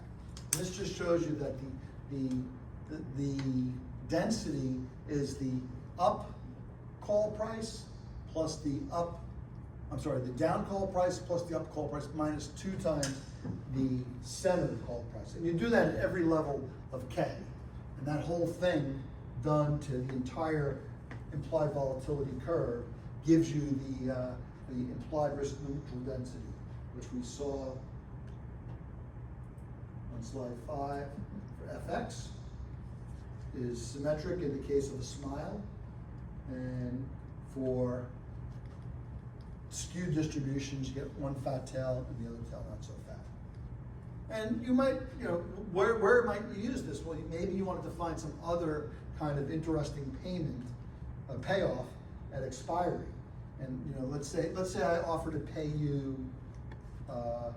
instead of paying you S minus K, the K minus S for put, right? Let's say I offer to pay you K minus S squared. How much is that worth? So this would be called the squared option. Sometimes they're called power options. Turns out there's a Black-Scholes formula that will work without having to do this work. But that formula implies that sigma is a constant. What happens if sigma is this weird thing, the smile or the skew? Well, you could take this pink density function and integrate with respect to the in the moneyness, and every time instead of taking K minus S, you take K minus S squared, and you'd have a payoff of the square option, which is consistent with the payoff of all the vanilla options. And this is one of the things that quants and traders aim to do, is they would like to price exotic instruments in such a way that they're consistent with the vanilla market. So what happened in Black-Scholes in '73, they said, look, you have an asset you can trade, the spot price.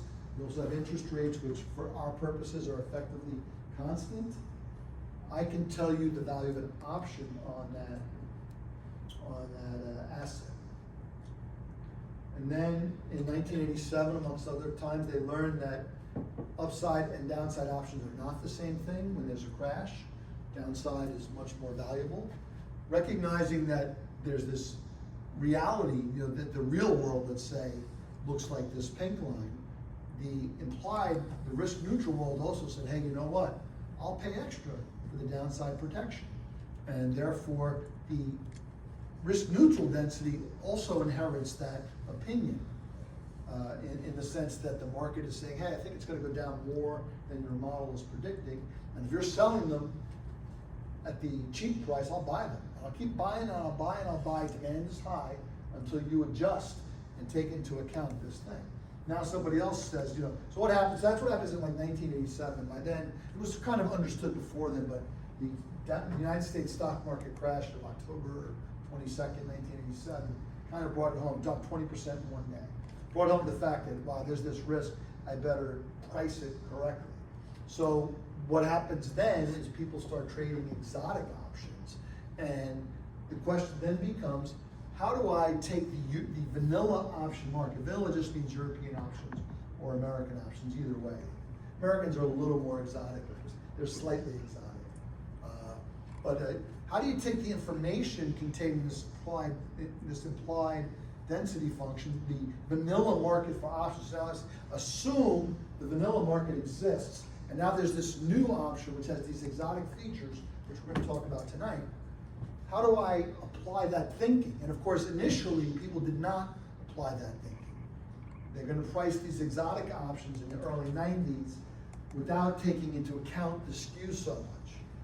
And smart people took a look at that and said, hey, these exotic options have a lot of the same properties as the vanilla options. And if I can buy this fat tail with the exotic option for cheaper than it's really worth, that's a good bet for me. And in the 90s, a lot of the 90s was about how to apply the skew of exotic options to apply the skew of the vanilla market to the exotic options market. And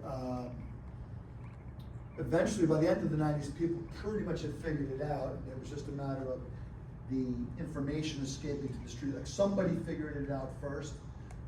Could have been Goldman, it could have been somebody else.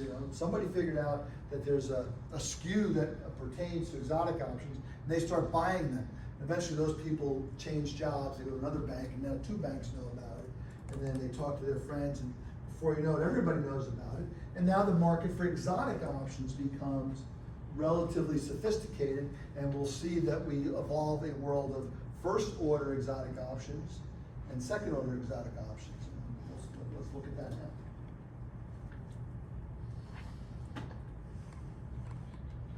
So this is what I sent you these slides from. These particular slides.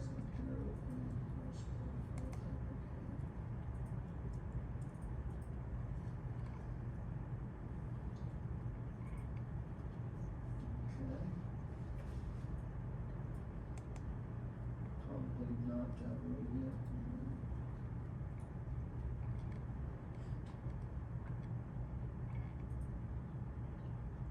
Give me a second. Changed my password today, so who knows if I even have internet. Somebody want to send me back that email where I sent out the slides? It might get here faster. Just respond and include the attachment. Say forward and forward it to me.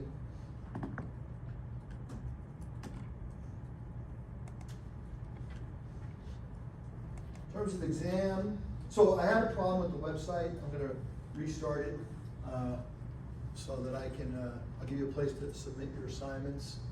And there'll be another assignment soon. Hopefully you've finished number 1 already. Exam will be, I'll probably give it out the first week in July. It'll be a take-home exam. Work on it at home, give it back to me a week later. It's multiple choice. And we'll have class that week probably, July 2nd, I think is that day. Okay. Anybody send me that email yet? Yes. Thank you very much. Appreciate that.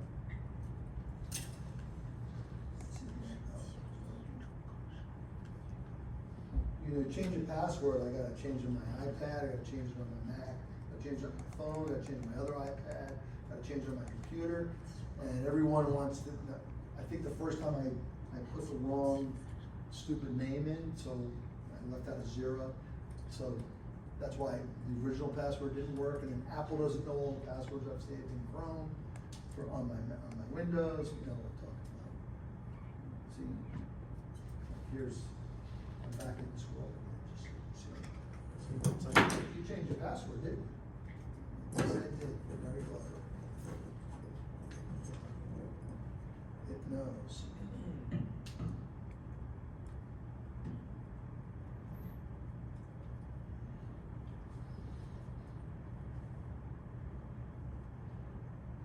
Of course, it wants my dual mobile, so it lets me in. This is probably the 6th time today I've had this out. Dual mobile I like a lot. I think it actually works. A lot of other ways where it doesn't seem to work as well. It's asking me again, I don't know why, but it is.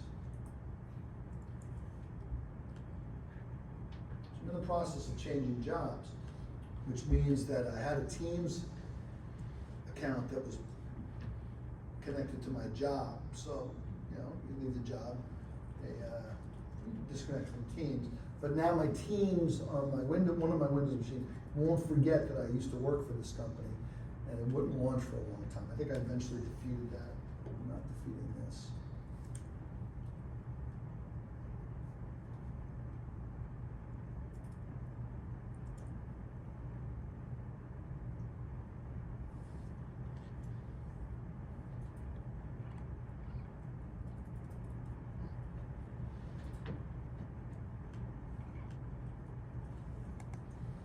It wants to show me a QR code, which is, you know, which isn't a bad thing, but of course, I've got Windows Authenticator, I've got Google Authenticator, I've got a few. Everybody wants to get passkeys now, it's the new thing, right? Okay, failure.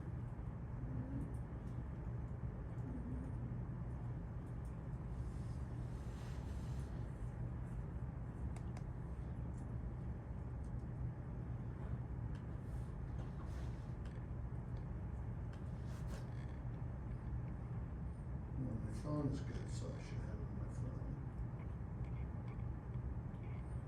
My phone wants to sign in.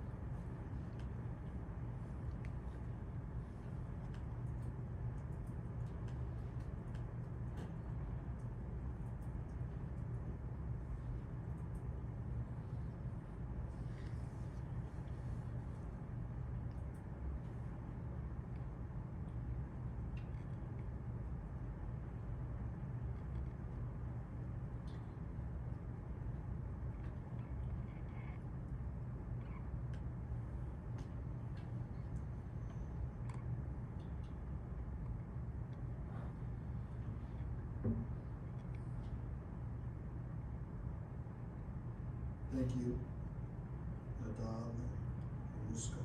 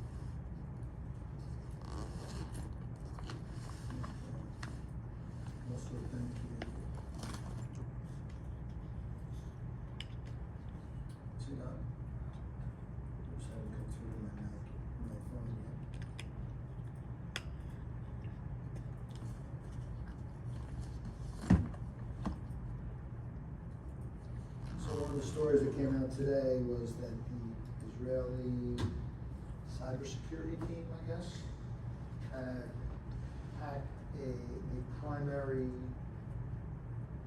Iranian crypto exchange and stole all the crypto, stole all the Bitcoin, I suppose. And I think they burned it up, which means, I don't know if I believe that, but supposedly the story is they burned it up. So nobody can have it, but I don't know why they would burn it up. Not convert it to money, but maybe so it can't be tracked, who knows. So that's the future one. I can remember when I started my career, used to be you could open up a Microsoft Excel file someone sent you, and you could run macros without any security on it. Well, somebody figured out that you could put a little virus in VBA. It's not really, well, it's like a virus. Just a little bit of code. All the code did was it would, if you opened the file, it would look at your address book, and it would copy all the names in your address book and forward the Excel to those people. If those people knew you, they'd click on it. Before you knew it, everybody had this thing. And the only thing it did was when you clicked on Excel, it opened up and it showed you where the virus was. It says, hey, I'm here. All right, that's great. So that's life, right? Okay, so exotic options, right? What are exotic options? The types of exotics are listed here.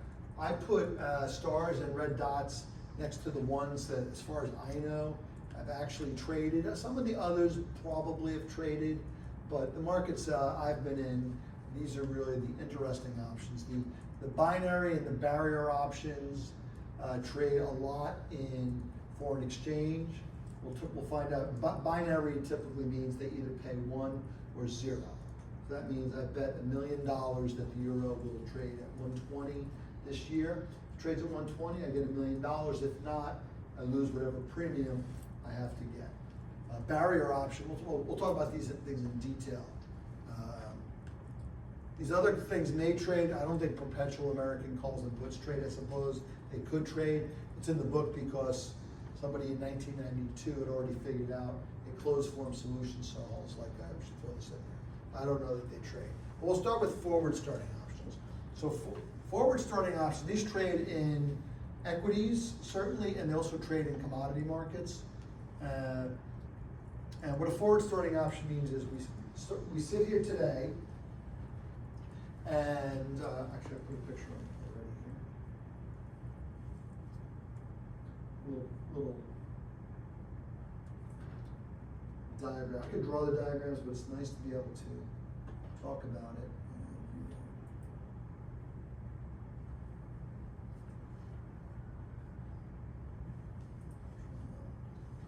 Nice to be able to talk about with the picture on it, rather than have to. It's not a very good picture. So the red dot. Oh, I'm going to show it here. I'm going to talk about it with the slide in a second. The idea of the forward starting option is that today you're going to buy an option from me.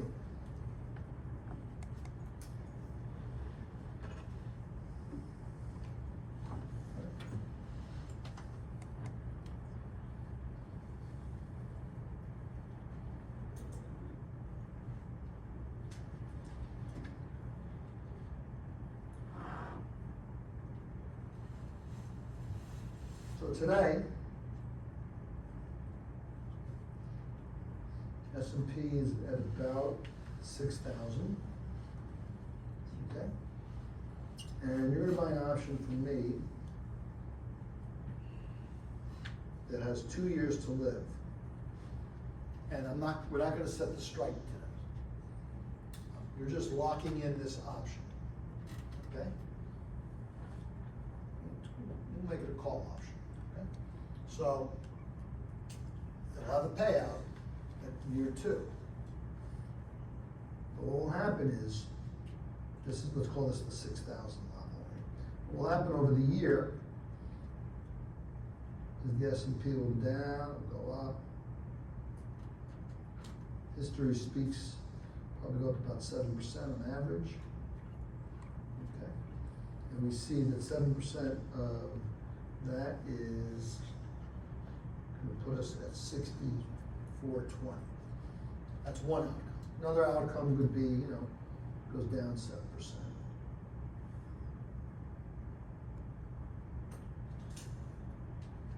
make it go down 5%, just in case I want to retire in the future, I don't want to go down too far.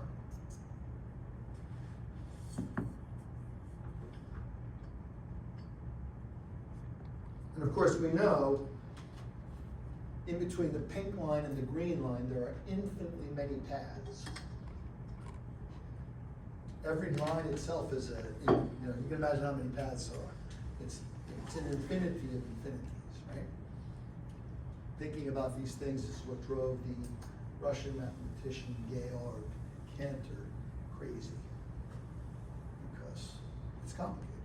But he figured a lot out before he went crazy. I don't think he might have killed himself, I'm not sure. But he did go crazy. So, what's this option worth? Well, the answer is, well, I don't know. Well, we know what a call option is worth, so let's make it a call.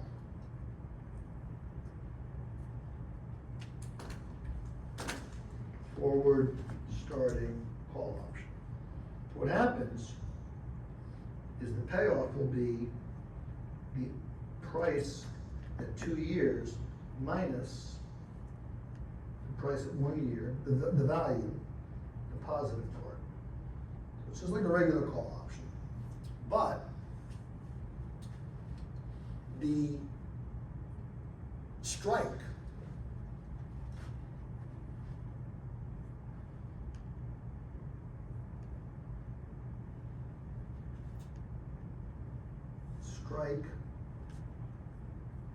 is to be determined.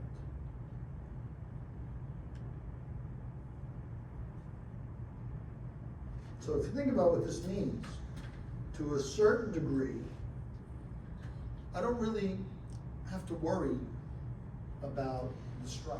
I don't have to worry about delta hedging for the following reason. If the S&P goes down, you're going to get a strike of 5,700. You'll be at the money. If the S&P goes up, you'll get a strike of 6,420. So if I sell you a call option, I'm always worried the spot's going to go up, and then I'll have to pay you something that I don't have, right? But in this case, well, if it goes up to 6,420, I'm not worried because that's going to be your strike.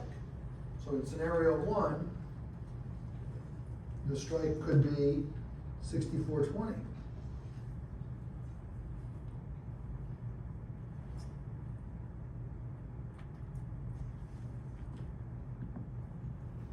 In scenario 2, the strike could be 5,700.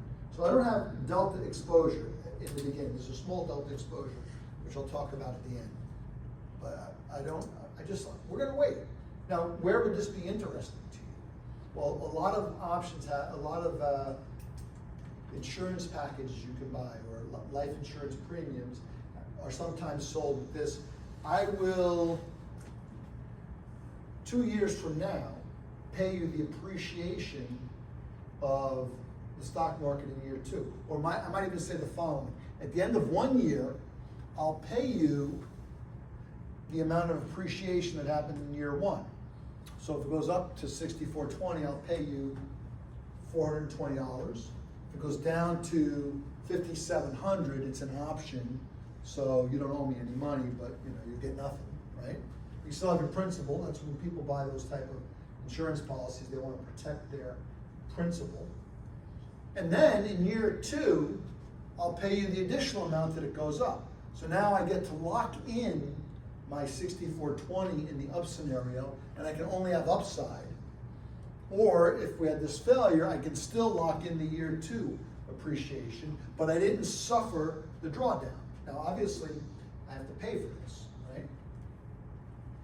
And how much I have to pay, that's the price of the forward starting call option.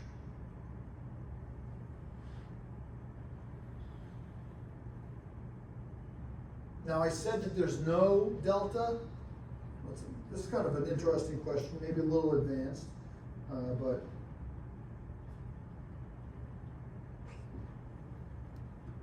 what is delta on day 1? And I said, well, look, I'm not really worried about it going up.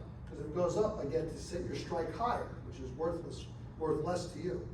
If it goes down, I set your strike lower, but you know, I didn't lose any money by buying stock and then it went down. I'd lose money on the stock I bought the hedge, right? But there's one small thing, which is that delta one, delta day zero, that's called day zero, is equal to the price. For the following reason. Option on $100 stock costs $10. Option on $200 stock costs how much? So I say two options on using implied volatility, right? Two identical stocks, let's say the same sigma, R is risk neutral, so we don't have to worry about it, right? R is the same for, so how much should I charge you for an option on a $200 stock as opposed to the option on a $100 stock with the same vol?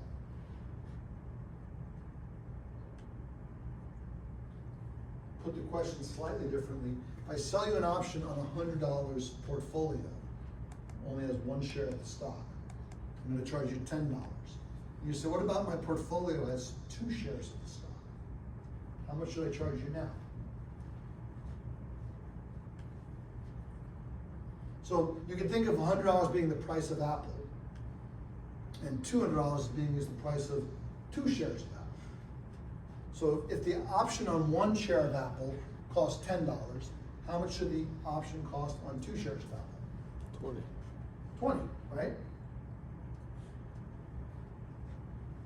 Because things twice as, you know, all the payouts are twice as big starting from 200 as they are starting from 100. You could think of this as being, you could think of this as, again, sigma has to be the same in both cases. If it's 2 different stocks, the sigmas have to be identical, okay? But if it's the same stock, just twice as much, obviously you charge twice as much. This is called homogeneity in the differential equations world. It says if you double the strike and you double the spot, then the price will double. You gotta double the strike as well. If the strike was 100 on the $100 stock, I want the strike to be 200 on the $200 stock. I want to be at the money, okay? So consequently, in the world where the stock market went up, the pink line, the option you own at that moment is actually more valuable than the same world where the stock is down, because your asset is a more expensive asset. It costs more money to insure a more expensive asset, all other things being equal. So I do have to put a little delta hedge on. Whatever the premium is, I have to buy that much of the stock. So if the premium is $3 on a $100 stock, I gotta buy $3 worth of the stock, just so I will make money when the stock goes up. And every time the stock goes up a little bit, I buy a little more, and it's got a little bit of negative gamma there. But there's no gamma, it turns out. The delta will not, is that true? Is there no gamma? That can't be true. I'm gonna leave that question aside. I think the answer is there is no gamma, but I don't see the easy explanation for that right off the top of my head. Okay, so now we talk to something called the cliquet, which is French.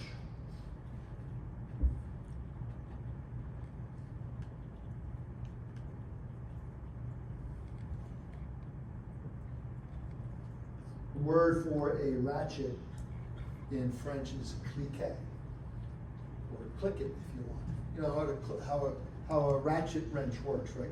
You turn it, and then it clicks in, so you can move it backwards and click it again. So if you're trying to tighten a bolt in a tight space, you don't want to have to take the wrench off and slide it back, because you just, you know, it's a regular tool. So the click it option, what happens is, it look like this, so let's say a 5-year cliquet. Every year, you know, pays the S&P depreciation every year. So I buy this clique option.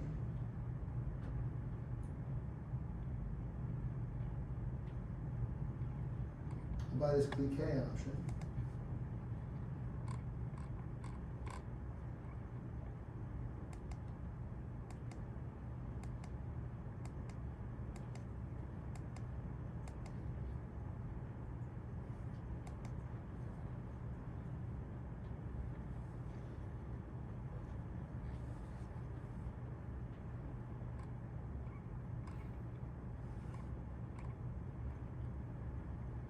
Okay, so what happens is every year I take a fixing on the anniversary of the transaction, and I get your strikes here. This is 6,400. This is 5,700. This one is 7,000. This one is 6,500, and this one is, let's say, 7,200. Right. So the payout of this is equal to, and then this, let's just say, is 5,700. So this is 6,000, right? So year one, 6,400 divided by 6,000 minus 1 equals 1 over 15, like 6%, basically, right? Year two, I take 5,700 divided by 6,400, subtract 1, take the positive part, so I get nothing, okay? Year three, I get 7,000 divided by 5,700 minus 1, whatever that is, 13 over 7, 70, about 20%, let's say, with a calculator. Then year four, it went down, so I get 0. And then year 5, I get 7,200. I guess if I was clever, I would have made all these nice round numbers. Minus 1, that's my pay. So this is the clique. So I'm going to pay this insurance company a certain amount of premium so that every year the stock market goes up, I get the appreciation. But it goes down, nothing happens to me. Goes up, I get the appreciation. It goes down, I have nothing. And these options can be especially popular when interest rates are high, which in the US, 5% is pretty high relative to the recent history. In the 90s, 5%, 6% were fairly common numbers, 4%, okay? The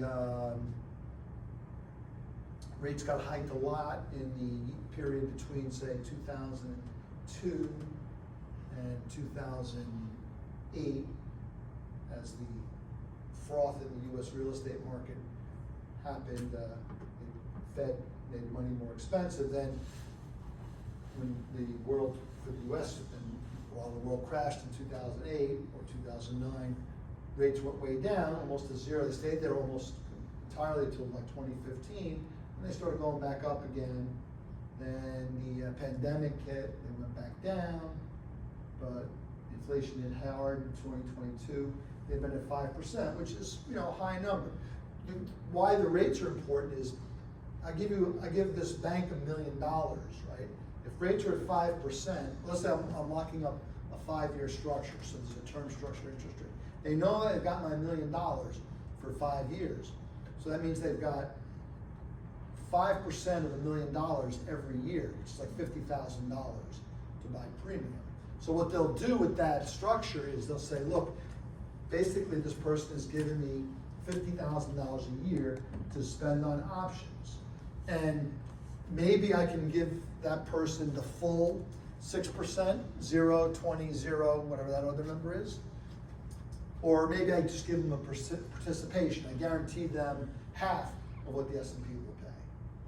Or they give me $1 million and they give me an extra 100,000 every year. All these things, the bank can, time value of money, right? The bank can figure out how much the money is worth, and then they figure out what the options. What's the option? Well, it turns out the option is a little tricky, but what is this structure worth? Pen's a little stuck. go back to the single case, price. So the price is equal to, you know, the discount factor, because I'm not paying it off until year 2, right? Of S of 2 year minus S of 1 year. I'm gonna put an expected value here, right? Positive.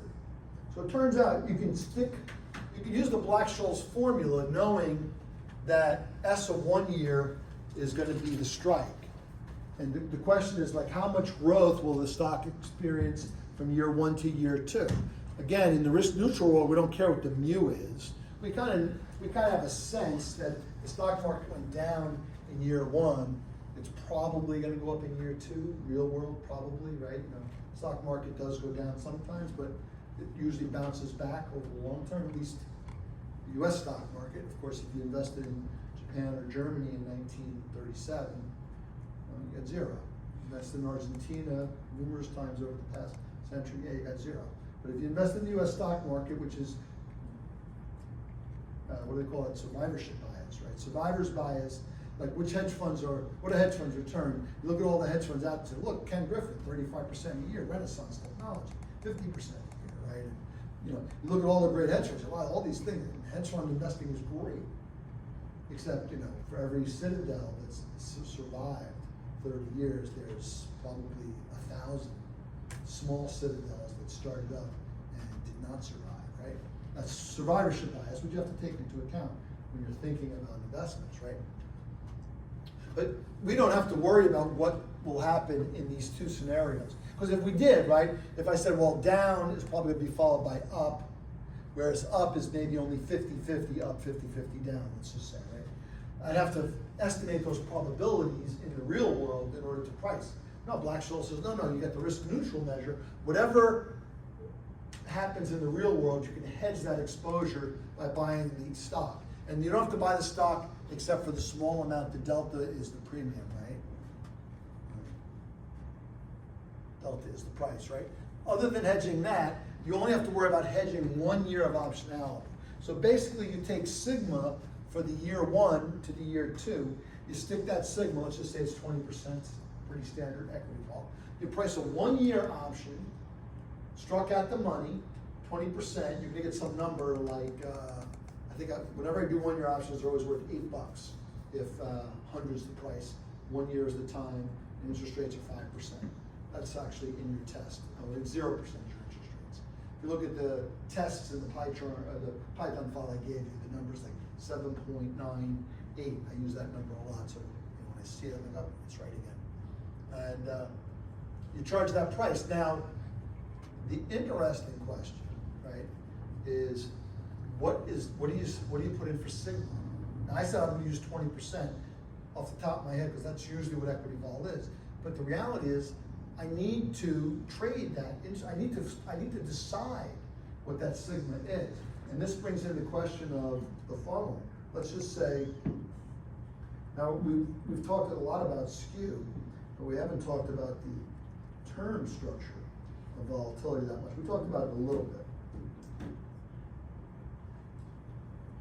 And we'll put implied volatility, but because this is what we realize volatility as well. So now let's just say 1 year options. This will be the last thing for tonight. Sigma 1 year is equal to, let's just say 17%. And 2 year options, sigma 2 year, let's just say it's 19%. Okay. So now the question is, forward start.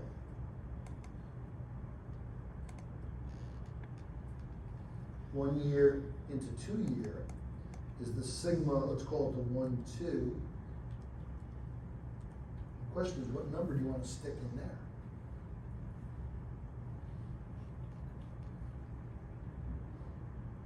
Ignoring skew. For the moment, we don't have to worry about skew that much because the options are going to be at the money. So it turns out there's a formula which says the following. If you take, so what we're saying is, look, there's going to be a certain level of uncertainty out to year 1, gonna be more uncertainty out to year 2. And I wanna know about the sigma 1, 2. So the volatility is, you've got, let me draw it down here. You got a certain amount of volatility out to time 1. You got another amount of volatility, and if you look at the Black-Scholes formula, you see this is really, we call this, let's do variance, sigma squared, okay? Okay, you have a certain amount of variance out to year 2. Now the question is, well, given that the market is not using a constant sigma, that's a bad color for us. Right? What is the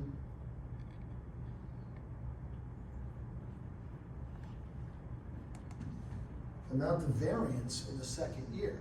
And the variance is important because it turns out that the variance in the first year plus, that's T1, plus the variance in, and I'm using T1, T2, but I'm calling them years right here, plus the variance in the second year has to add up to the variance in the 2-year period.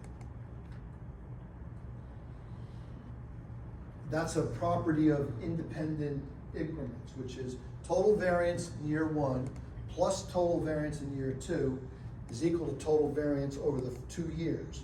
The market already knows the price for the 2-year option, implied by sigma 2, the price for the 1-year option, implied by sigma 1. We need a vol for the second option, so it turns out you can price your forward starting option. You solve that for sigma. So what do I have? Sigma 2 squared, total variance. This is the amount of variance in year 2, and then I want to divide by T1. This is called the forward volatility formula.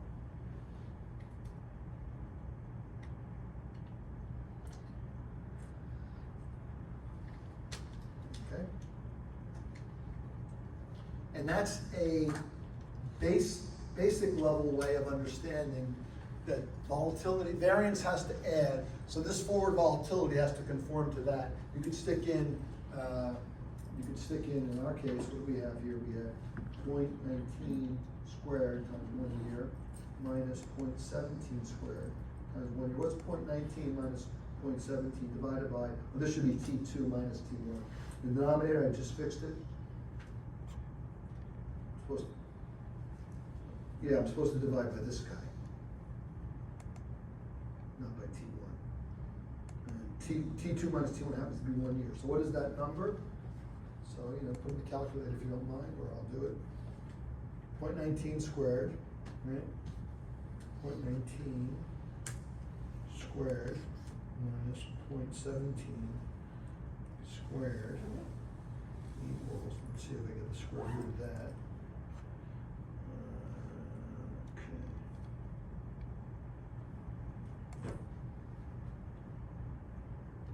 I did it wrong because the 2-year was, what did I say? 1 year was 17.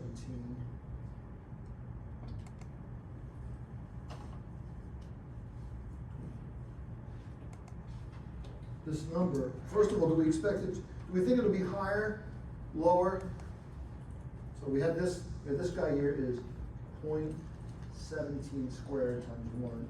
This guy here is to be determined. This guy here is 0.19 squared times 1. This is 1. So what do we think about sigma 1, 2? Will it be higher than 17 or lower? Will it be higher than 19 or lower? There's a way you can think about this. We'll be done in 1 minute. Okay? This is a certain amount of vol, right? 17%. This is 19, it's a lot more vol. So if we want to average 17 plus some other number, come up with 19, let's just say it was sigma we were averaging, not sigma squared times t. What would S1, 2 would have to be what? Yeah, what would it have to be if it was just a sigma average? This is 17, and this is 19, that would have to be what? Same weight. 21. Has to be 21. And if these were interest rates, Squares would not be involved, square roots would not be involved. For interest rates, if this is 17% for year one, and this is 19% for the 2-year debt, you're paying 21% for the intermediate year. But these have square roots. It should definitely still be higher than both 17 and 19, but when I did my calculator, I had a mistake, so. Anybody have it? So you just have to apply this formula.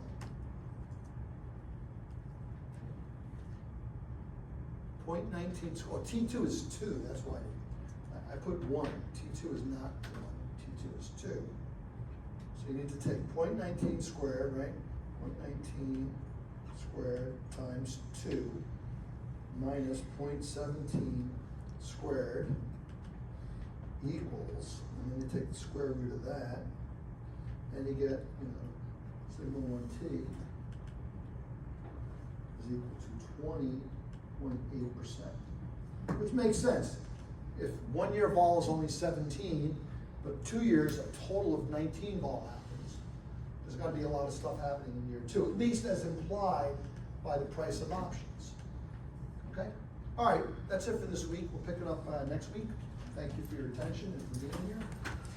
The 3 minutes you gave me. I'll be around if you have questions. Just stop by or send them to me.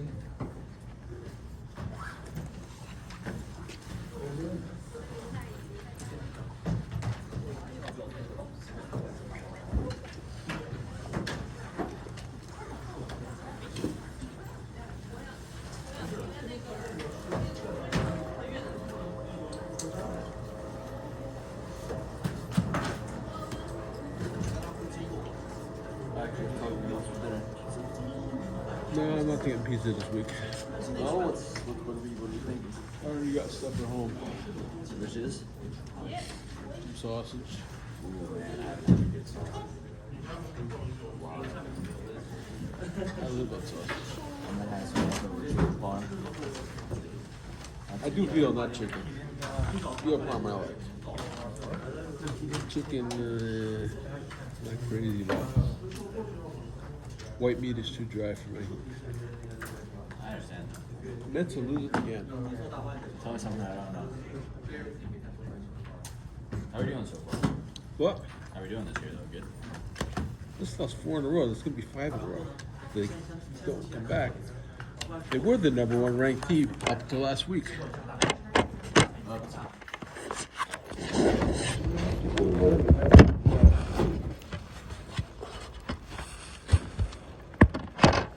#1 right now in the East? The Mets still are. But the Dodgers are over.